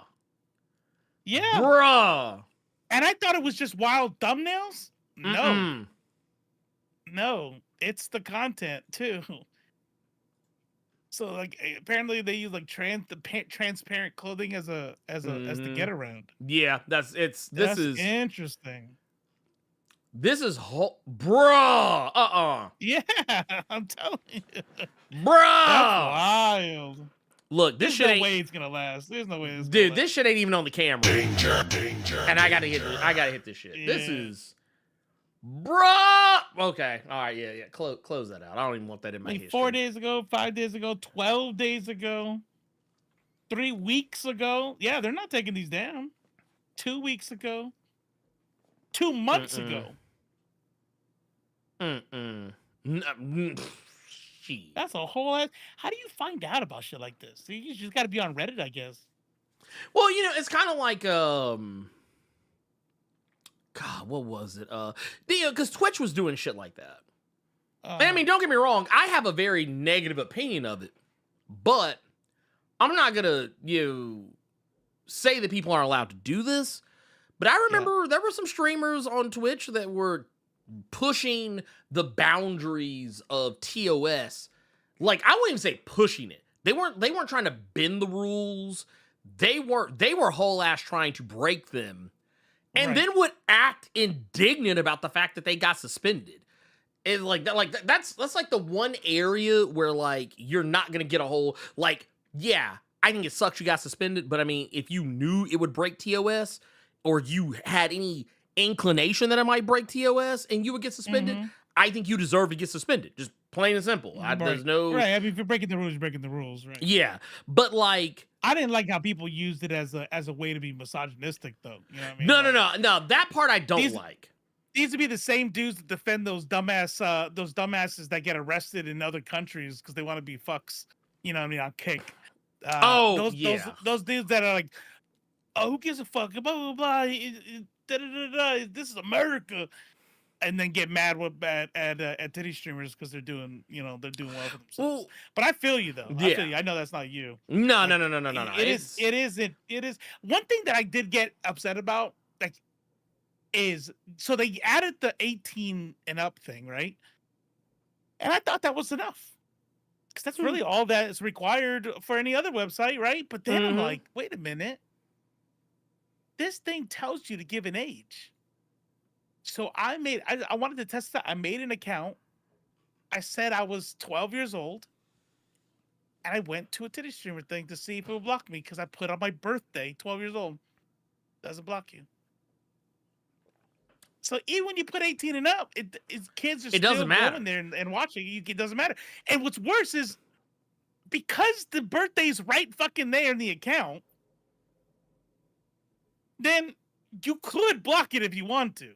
They just don't. Because they know that those are users. They know that those are users with their parents' credit card accounts that if we block them from doing it, that's going to be a lot of people who are going to lose money from. So. It's like I said, the whole thing is just absolutely and patently ridiculous to me. Like I don't understand why because basically it's being performative. It's being performative, at best. And I don't know. I don't understand why bother at that point. For the love of money. You know what I'm saying? Yeah, no, and you're right. You're 100% right. That's exactly what it is.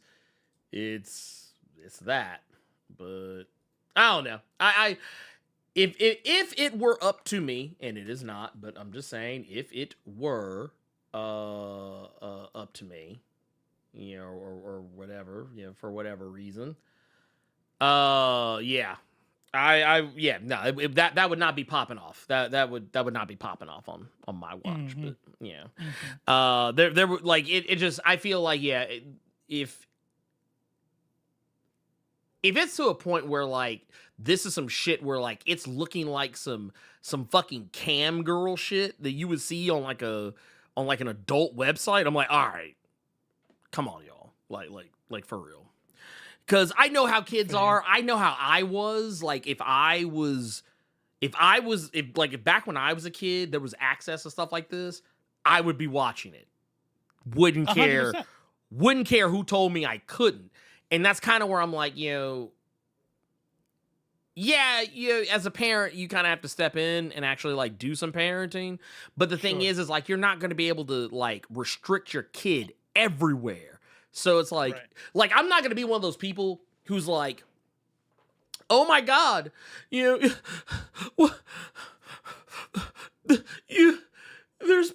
corn everywhere on the internet. Oh my God. Won't somebody please think of the children? I'm not gonna be that guy, okay? I'm not gonna be that guy. But I do think that there's a certain step where like, yeah, there's parents out there who are like, please, government, rear my children.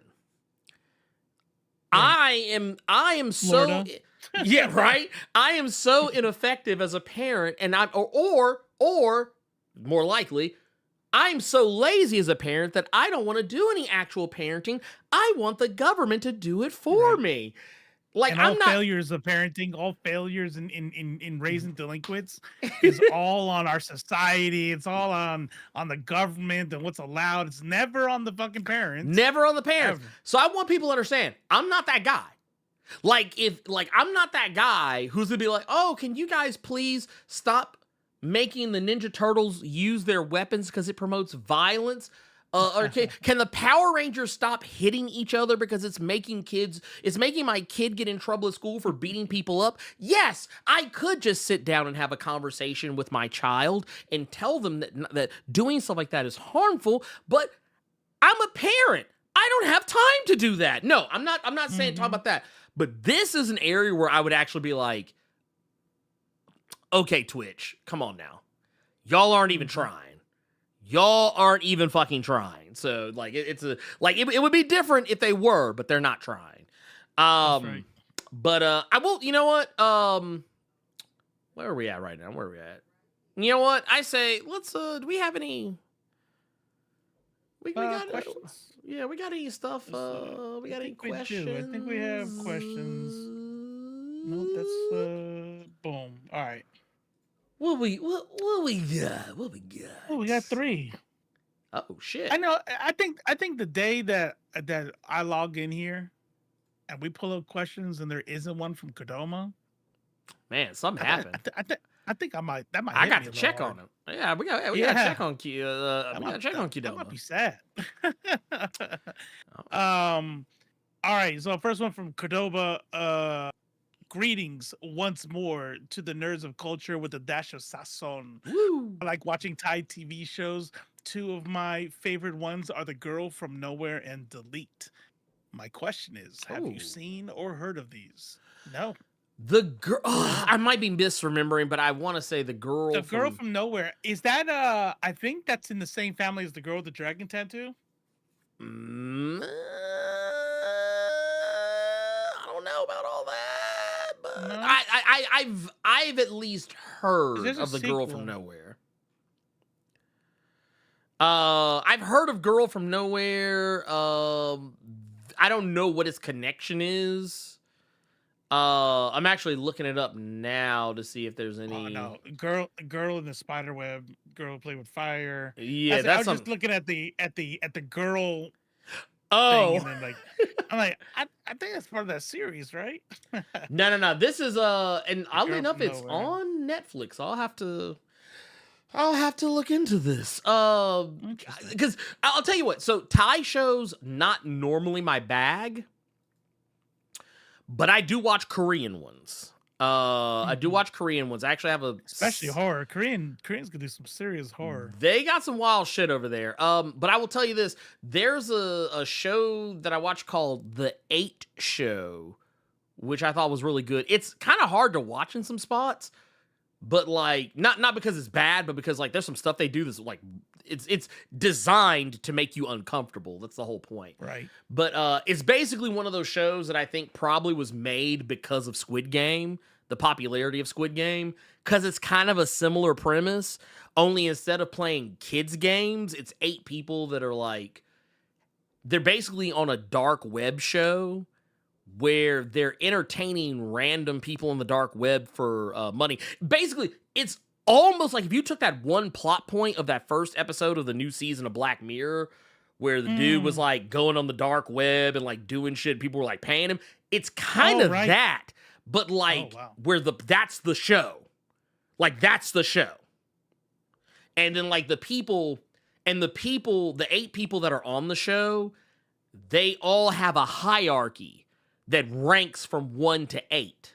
So if you are on one of the, like, and your number corresponds with what floor you're on. So if you have, if you have number 1, you're on the bottom floor, which means you don't get as much money as the next person going up, and so on and so forth. It's pretty interesting. It's got a lot to say about class solidarity, both for rich people and for poor people, and also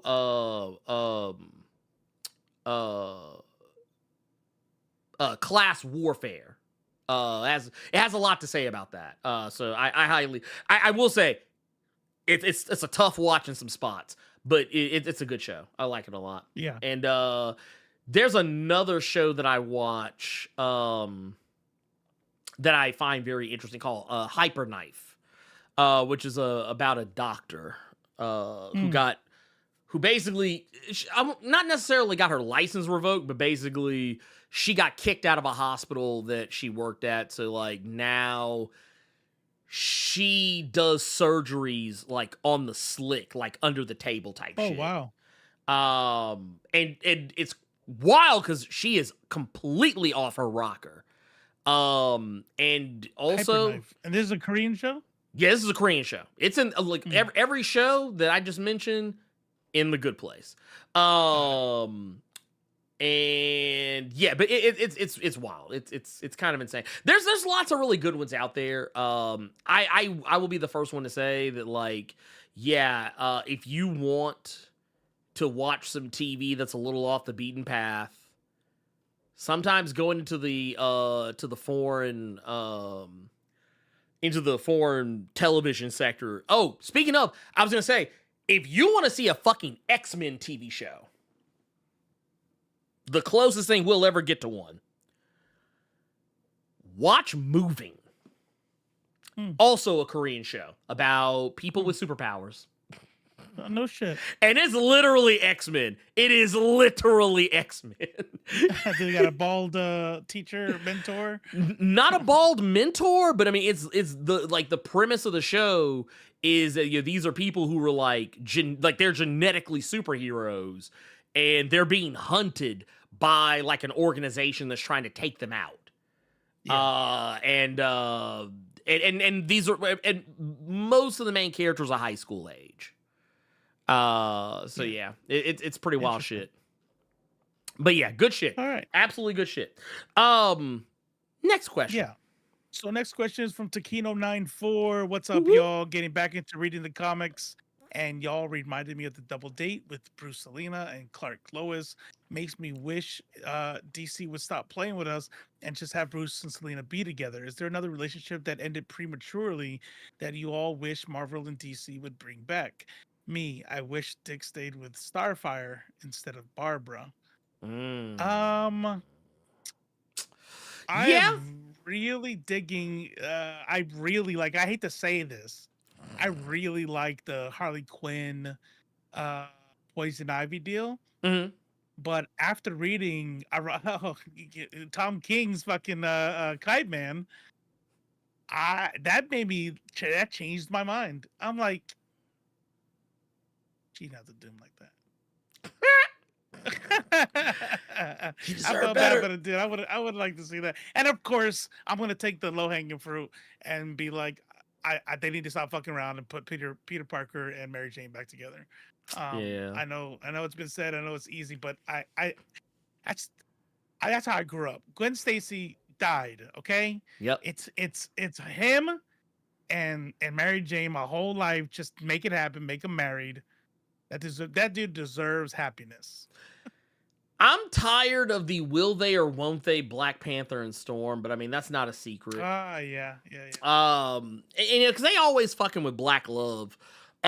Because Storm, it was like, okay. I was like, you know what? When Storm and Black Panther broke up, while I didn't like it, I was okay with it because I was like, it made sense. At the time, Black Panther was kind of on some Fox News bullshit in regards to the whole AVX thing.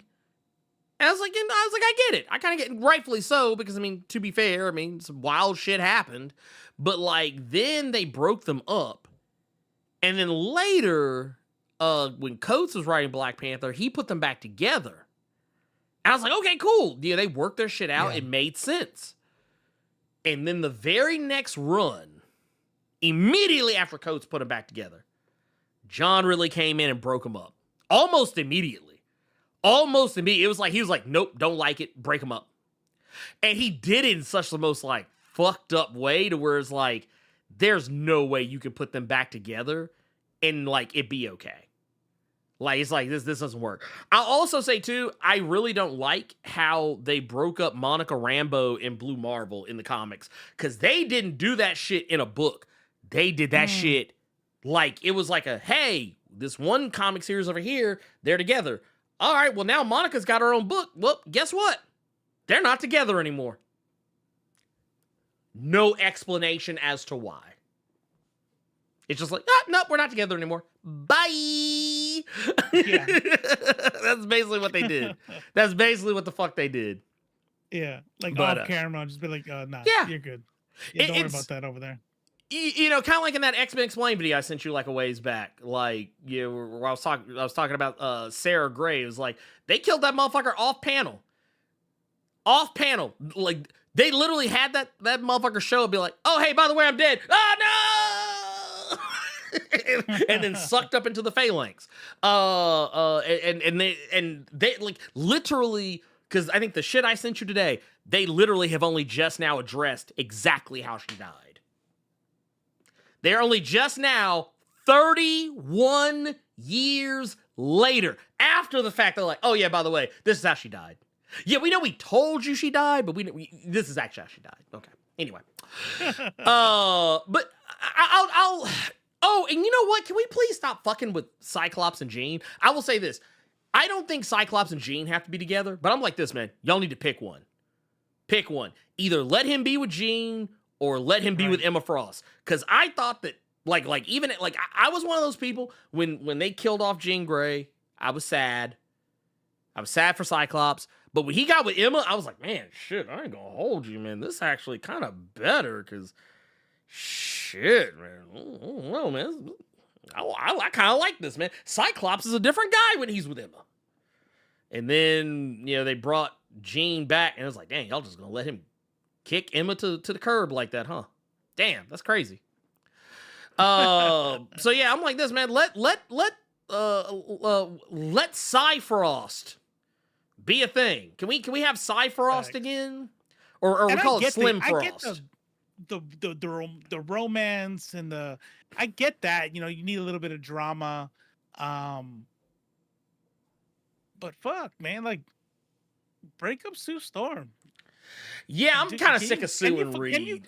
Can you fucking pick somebody else? Why do they get to have a 100-year lasting fucking solid marriage? Everybody else has to fucking eat shit. Well, the fucked up part is that I feel like they don't. I feel like they don't have yeah, one. Yeah. I feel like they don't have but they stayed together, though. Well, yeah. They stayed together for the kids. Mary Jane and Peter fucking in love. They don't get to be together. Nope. Fucking T'Challa and fucking Roro, they're in love. They don't get to be together. Hell, Tony and Pepper. These motherfuckers hate each other. Yeah. They're in love. Yeah, Tony and Pepper didn't get that shit. Yep, they're in love. They didn't get to stay together. Nope. These motherfuckers hate each other. Damn near. It's like, and they stayed married for fucking 100 years. It's just, bro, what is going on? I'm like, man, look, I'm like this, man. In the MCU, can they break up? At least MJ gets Paul. Fuck out of here. Man, fuck Paul. Fuck Paul. Oh, shit, you ain't lying. I just kind of scroll back a little bit. Yeah, Revival's about to start. Lord. I'm about to... They're really about to make me have to, like, log into my shit so I can fucking see this shit. But no, let's last one. Yeah, hit us. Sean, hi Blerd. Hi Blerd and Robo. Did you guys see that the Chuds were complaining about Hunter Schafer as Zelda? That's what I was gonna fucking tell you. Oh yeah. That's what I was. It was last week too. You were like, "What should we talk about?" And I was sitting there like, you texted me. I was like, there was something. I couldn't remember. I didn't even start writing this shit down. I should have written Hunter it down. Schafer as Zelda in live action movie. And also, do you guys think she would do a good job as the character? And by the way, the Chuds want Robo's favorite actor, Sydney Sweeney, to be Zelda. Okay, check this out. Hunter Schafer can act her ass off. Yes. Hunter Schafer is literally fucking Zelda. Quite literally. Like I for those who don't know who Hunter Schafer is, I'm gonna pull this up just so y'all can see it for yourselves. But show the picture with her as Zelda. Like, oh yeah, it's her. They pulled it out of the video game. That's right Zelda. There, pointy ears, you know what I mean? That's quite literally. Well, and I just want to point out too, because if I remember correctly, Hunter Schafer was in Cuckoo, right? Yeah. So, man, let me tell you something. Okay, I know a lot of people would be I know these people that people are talking about, these chuds. They hate Hunter Schafer because she's trans. But here's the thing. Let me make something very implicitly clear to y'all. When I was watching Cuckoo, I completely forgot about that shit. Most normal people would. Yeah, like I wasn't even thinking about it. Because these motherfuckers can't stop calling her. Right. They gotta keep it like he like they have to like force themselves to like be transphobic. Like you know. I mean, honestly, even just to look at just her as a person. Mm-hmm. It's not even something that crosses my fucking mind. I will say this. I do have a controversial take about the whole discourse, but it has nothing to do with Hunter being trans, like, at all. It actually has everything to do with what I don't want to see in a Legend of Zelda movie. What is that? Romance? I don't want to see it. I don't want to see it in live action. Like that's controversial. Yeah. Well, no, there are some people I've talked to who got really indignant when I said that because they're like, oh, you're just saying that because you don't want Hunter Schafer to be. I was like, no, she could still be Zelda for all I care. I don't care. Like my thing is, I feel like Legend of Zelda is one of those stories that I feel like if it were in live action would actually do it a disservice. Like I don't think. Because, what is one of the driving things about Legend of Zelda that people don't even think about? But if you took it away, it'd be the first thing they noticed. It's the hyper-stylization of the people's looks. The way certain characters look, how exaggerated their features are and shit like that. That's why I was like, you know what? Honestly, I would rather they do like what they did with the Super Mario movie. Either have it be like entirely CG or make it like some kind of an animated film or some shit. I don't need it to... Like, hell, if you want to take it a step further, you can even make it one of those like super duper like ultra mega hella defined CG animated movies or whatever the hell, and I'd be fine with that too. Like mocap Hunter Schafer and stuff. Right. Like at the end of the day, I mean, I don't give a fuck. She can play the fuck out of Zelda for all I care. She's a fantastic actress, and I don't think that it's out of her range to be able to play fucking Zelda. But I just personally feel like a live action Legend of Zelda movie is a mistake. Like in any arena. I don't care who the fuck they get to do it. I feel like it's a mistake.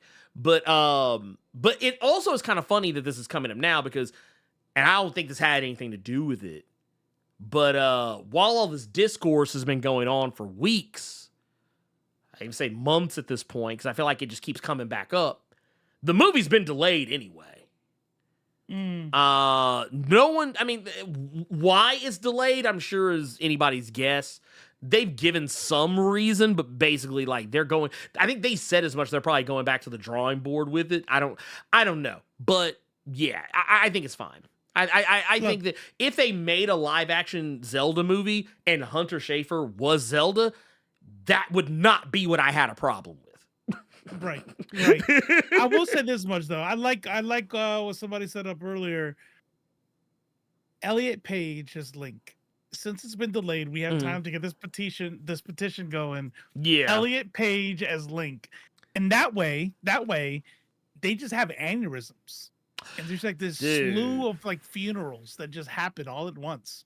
And they can line up little white crosses along the highway in memory of them. Like they did in South Africa.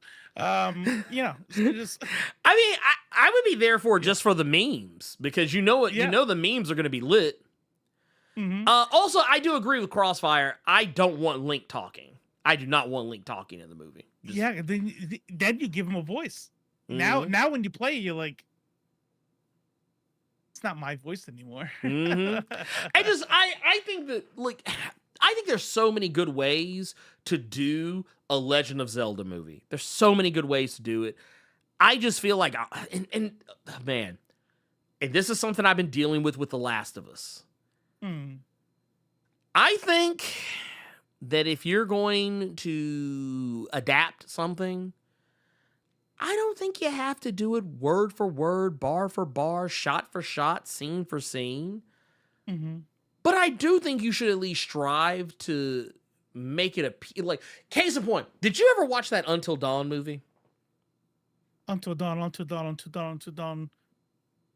It was the movie that was based on the video game where it was like a kind of choose your own adventure style thing where like the kids are, I say kids, they're grown. College age kids are like hanging out at the Snow Lodge, and it's got Rami Malek in it, and oh my God, Hayden Panettiere, and there's Wendigos and shit and whatnot, and like you get to like it's the same people that made The Quarry. It's the same, it's the same people that made The Quarry, basically. Yeah, I'd be watching shit, and then Manny will be like, "You saw that? We saw that together." Okay, like if you say so. I'll remember when I see something when I forget I saw it and I start watching it. I'm like, I saw this shit. So I don't know. Go ahead, ahead. Well, so Until Dawn, I think it was David. Oh, were they caught in a time warp? And they just kept dying over and over again? In the movie, they're caught in a time loop, but in the game, there is no time loop. I didn't. Okay, so basically what they did was David F. Sandberg basically said that, like, he's like, I played the game. He's like, I really liked it, but he was like, I didn't want to just remake the game. He's like, I thought that would be boring. And he's like, I would just be distilling down like a 12-hour game into like the best parts of it.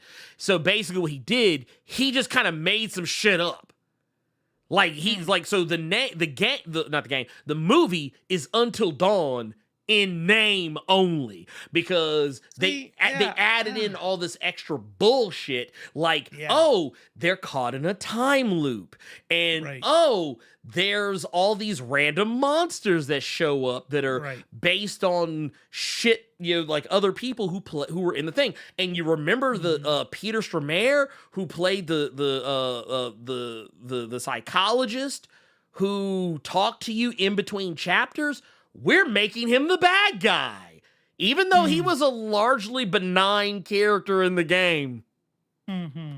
Like it was that type of shit. I think there's a, because I agree with you. I don't think you need to be word for word. I think a really great example of that is the MCU.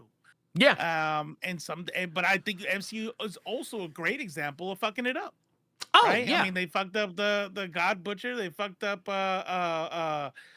old fucking dark elf guy, Malekith, yep. Thor. Honestly, both of them in Thor. Most of the fuck ups were on the Thor side of things. Let's just keep it a buck. Yeah, I'm about to say, that's a lot of Thor. That's a lot of Thor movies. Yeah. I mean, but yeah.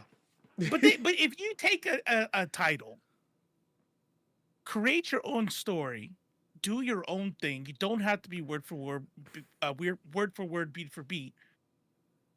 But I should still be able to recognize the fucking title that you're basing it off of. Yeah. And if I was a big Until Dawn fan, that would be incredibly disappointing to go, oh, so it's not based off the game. Oh no, I was incredibly well. So no. Oh, you know what? Fuck it. I don't give a fuck. Fuck that movie. I'm spoiling this shit. So when you watch the movie, it basically what happens is by the time you get to the end of the movie, you get to the final confrontation, you discover that the movie takes place 5 minutes before the game. And that, but you only know that if you played the game. Yeah, basically. So like, when you get to the end of the movie, you find out that Josh, who was played by Rami Malek in the game, you find out that just like how Peter Stormare, who played the psychologist in the game, he plays the psychologist in the movie. You find out that, the universes are linked because you see a file on his desk of his former patients, and you see Josh, like, you see a picture of him, his file, and you get a full readout of all his shit from the game.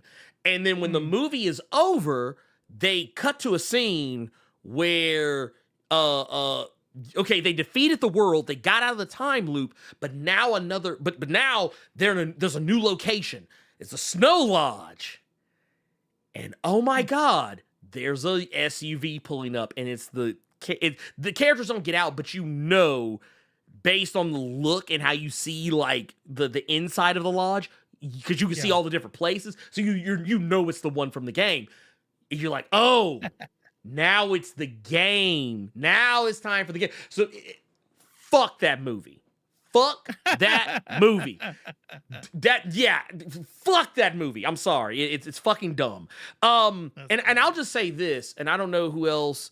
I don't know who else needs to know this or hear this. But if I am pretty good at sussing things out, if they were to make a live action movie, they would just overcomplicate Zelda lore. They would literally like, well, we just, for whatever reason, we just got to add a little more meat to the bones. They're going to, right? No, well, I mean, if they actually do make it live action, that we part don't know is still if it's live action or not. That it's nebulous whether that's still the case. But my whole beef is, I don't want to see an overcomplicated Zelda movie. I don't want them to make some movie like, well, people aren't going to understand that a little boy is hanging out in the woods playing, in trees with tree people. So you know Elliot what? Page.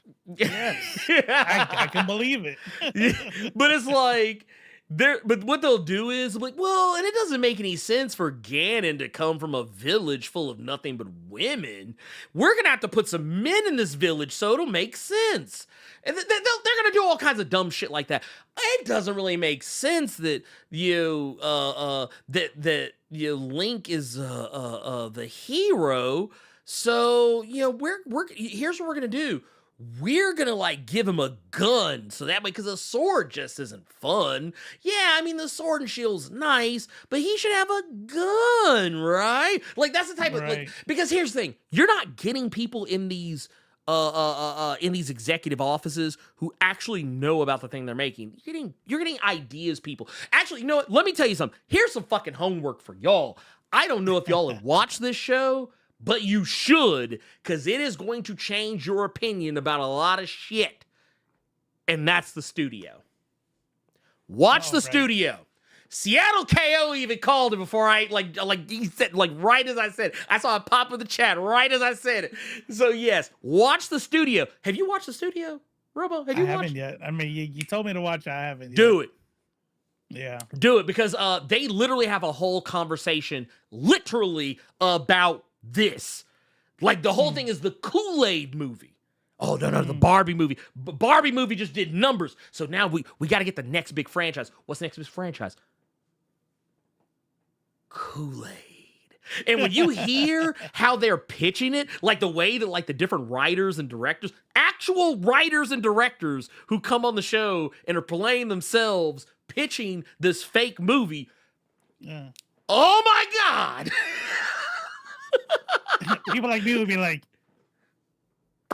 oh no! Actually watch that shit, dude. Let me tell you something. Let me tell you something about this show. It is so fucking meta. It's not even funny, because it's like I don't even want to say anything else about it because like it just would ruin it. I'll watch it. But just know there's a lot of shots across the bow in that show at mainstream Hollywood. Like what was it? Like there's a part where they literally, I think Catherine Hahn is in it, playing a marketing studio head. Yeah. And she's like, basically they're talking about this like avant-garde movie that they're trying to like promote. And she's like, look, or no, I think it was somebody else that said it, but she just basically kind of chimed in with, but they're basically what it came down to was, if it ain't got fucking aliens or superheroes in it, don't nobody want to go to the theater and fucking watch it. And it was like, I was like, yep. I was like, that's right. True. So yeah, I highly advise go watch it. That last horror was pretty damn good. The one we just went to. What was it? You said it was Bring Her Back. Bring Her Back. Oh, I still need to Bring watch Her that. Back. That movie fucked me up. I feel like every time you think about that movie, I feel like you're just like, I go through it. It's like that movie gave me goddamn PTSD. I believe it. I believe that shit. shit. My PTSD I already have and more. I got 2 PTSDs now. Bruh. But no, that's all I will say about that. It's in the thing too. It's in the thing too. The studio. Yeah. Not that other one. But no, the studio is fantastic. As a film nerd, I quickly discovered how much of a film nerd I was because I was watching it with Cynthia, and while she giggled every now and again, 99% of the jokes were made for me.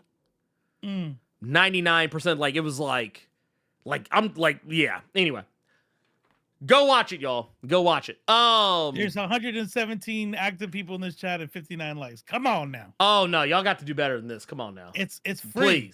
Please. It's free. Please. What are we doing? What are we doing? Up and down again. No, we don't have that because I'm tired as fuck. So. Man, no, we can't do that because I'll get it'll destroy me. It'll destroy me.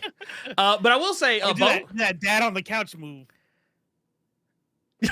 wait. But I'm watching. I'm gonna wait. Yeah, but I'm slumped down like where my ass is almost on the edge of the couch. Yeah. It's just like we got what you call a chase. Yeah. I got my spot where I'm always fucking laying down anyway, and they get mad too. They're like, no, don't sit there. You're gonna fall asleep. I'm not. Oh, just let me just be comfortable. I'm just put the movie on. Yeah, go ahead. Next 5 minutes, I'm out. Yeah, look. Dude, sleeping like a fucking cartoon character.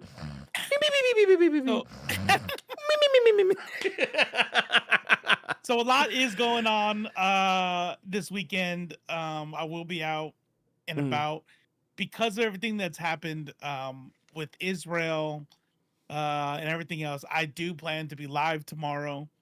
And if you guys want to support a homie, head out to leftface.tv and get yourself a shirt. Do it. That's all. Do it. What you got do going it now. I got nothing. All I'm gonna say is for one, go check out my recent interview with Don Martin, social media influencer, writer, and activist Don Martin.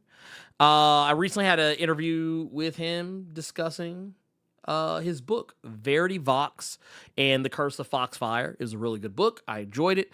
Had a great conversation with him that actually went way longer than it was supposed to because we were having way too much damn fun. And it was great. Don's a great guy, fantastic. I knew that he was a real one when I saw him hanging out with uppity Negress. I was like, okay. I was like, yeah, he's good people. He's good people. I was like, he's a real one.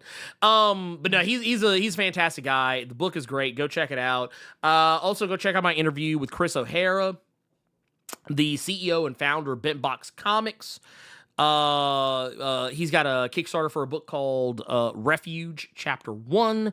Go check out that. It was a great conversation. He had a lot of insight for people that might be first timers in the field of comic creation. Oh, and go check out the Best Comics this week. A new episode of Best Comics this week is up, as it is typically every Thursday. I usually try and have it up every Thursday, so make sure you go check that out, because those videos do not get quite as much love as some of my other videos. They're kind of slow going with their with the audience. So yeah, please go check that video out. Go check out also some of the other videos that we got up. I see y'all really loved the Black Panther video. Apparently I should make more videos where I rant about bullshit. Well, especially if you're gonna put that they made a white Black Panther. So. That too. That actually, funny story. I'm going to be having a chit chat with Christopher pretty soon, but not about that. Not about that. Not about that. I mean, I'm gonna ask him, but not. But yeah, you might as well bring it up anyway. Yeah. And also, for reasons inexplicable, Captain Planet did really well. Could not tell you why. But just hey, I'm the editing. Yeah, it probably was. Editing. Yeah, it might have been the editing. Yeah, I think said, man, whoever edited this shit. That was crazy. That's share crazy. This shit. Man, dude, that's crazy. This is the best shit. Dude, right? Also, can y'all do me a favor? Go show some love to that Tim Seeley interview that I did. Because I put a lot of work into that interview because it was not live. I had to pre-record that shit. I actually had to pre-record it before we went live on Nerds of Culture about a month ago, or almost a month ago. And I had to edit it myself, and it was a lot of work. So please, it's breaking my heart that not as many people watch this interview. It's absolutely killing me.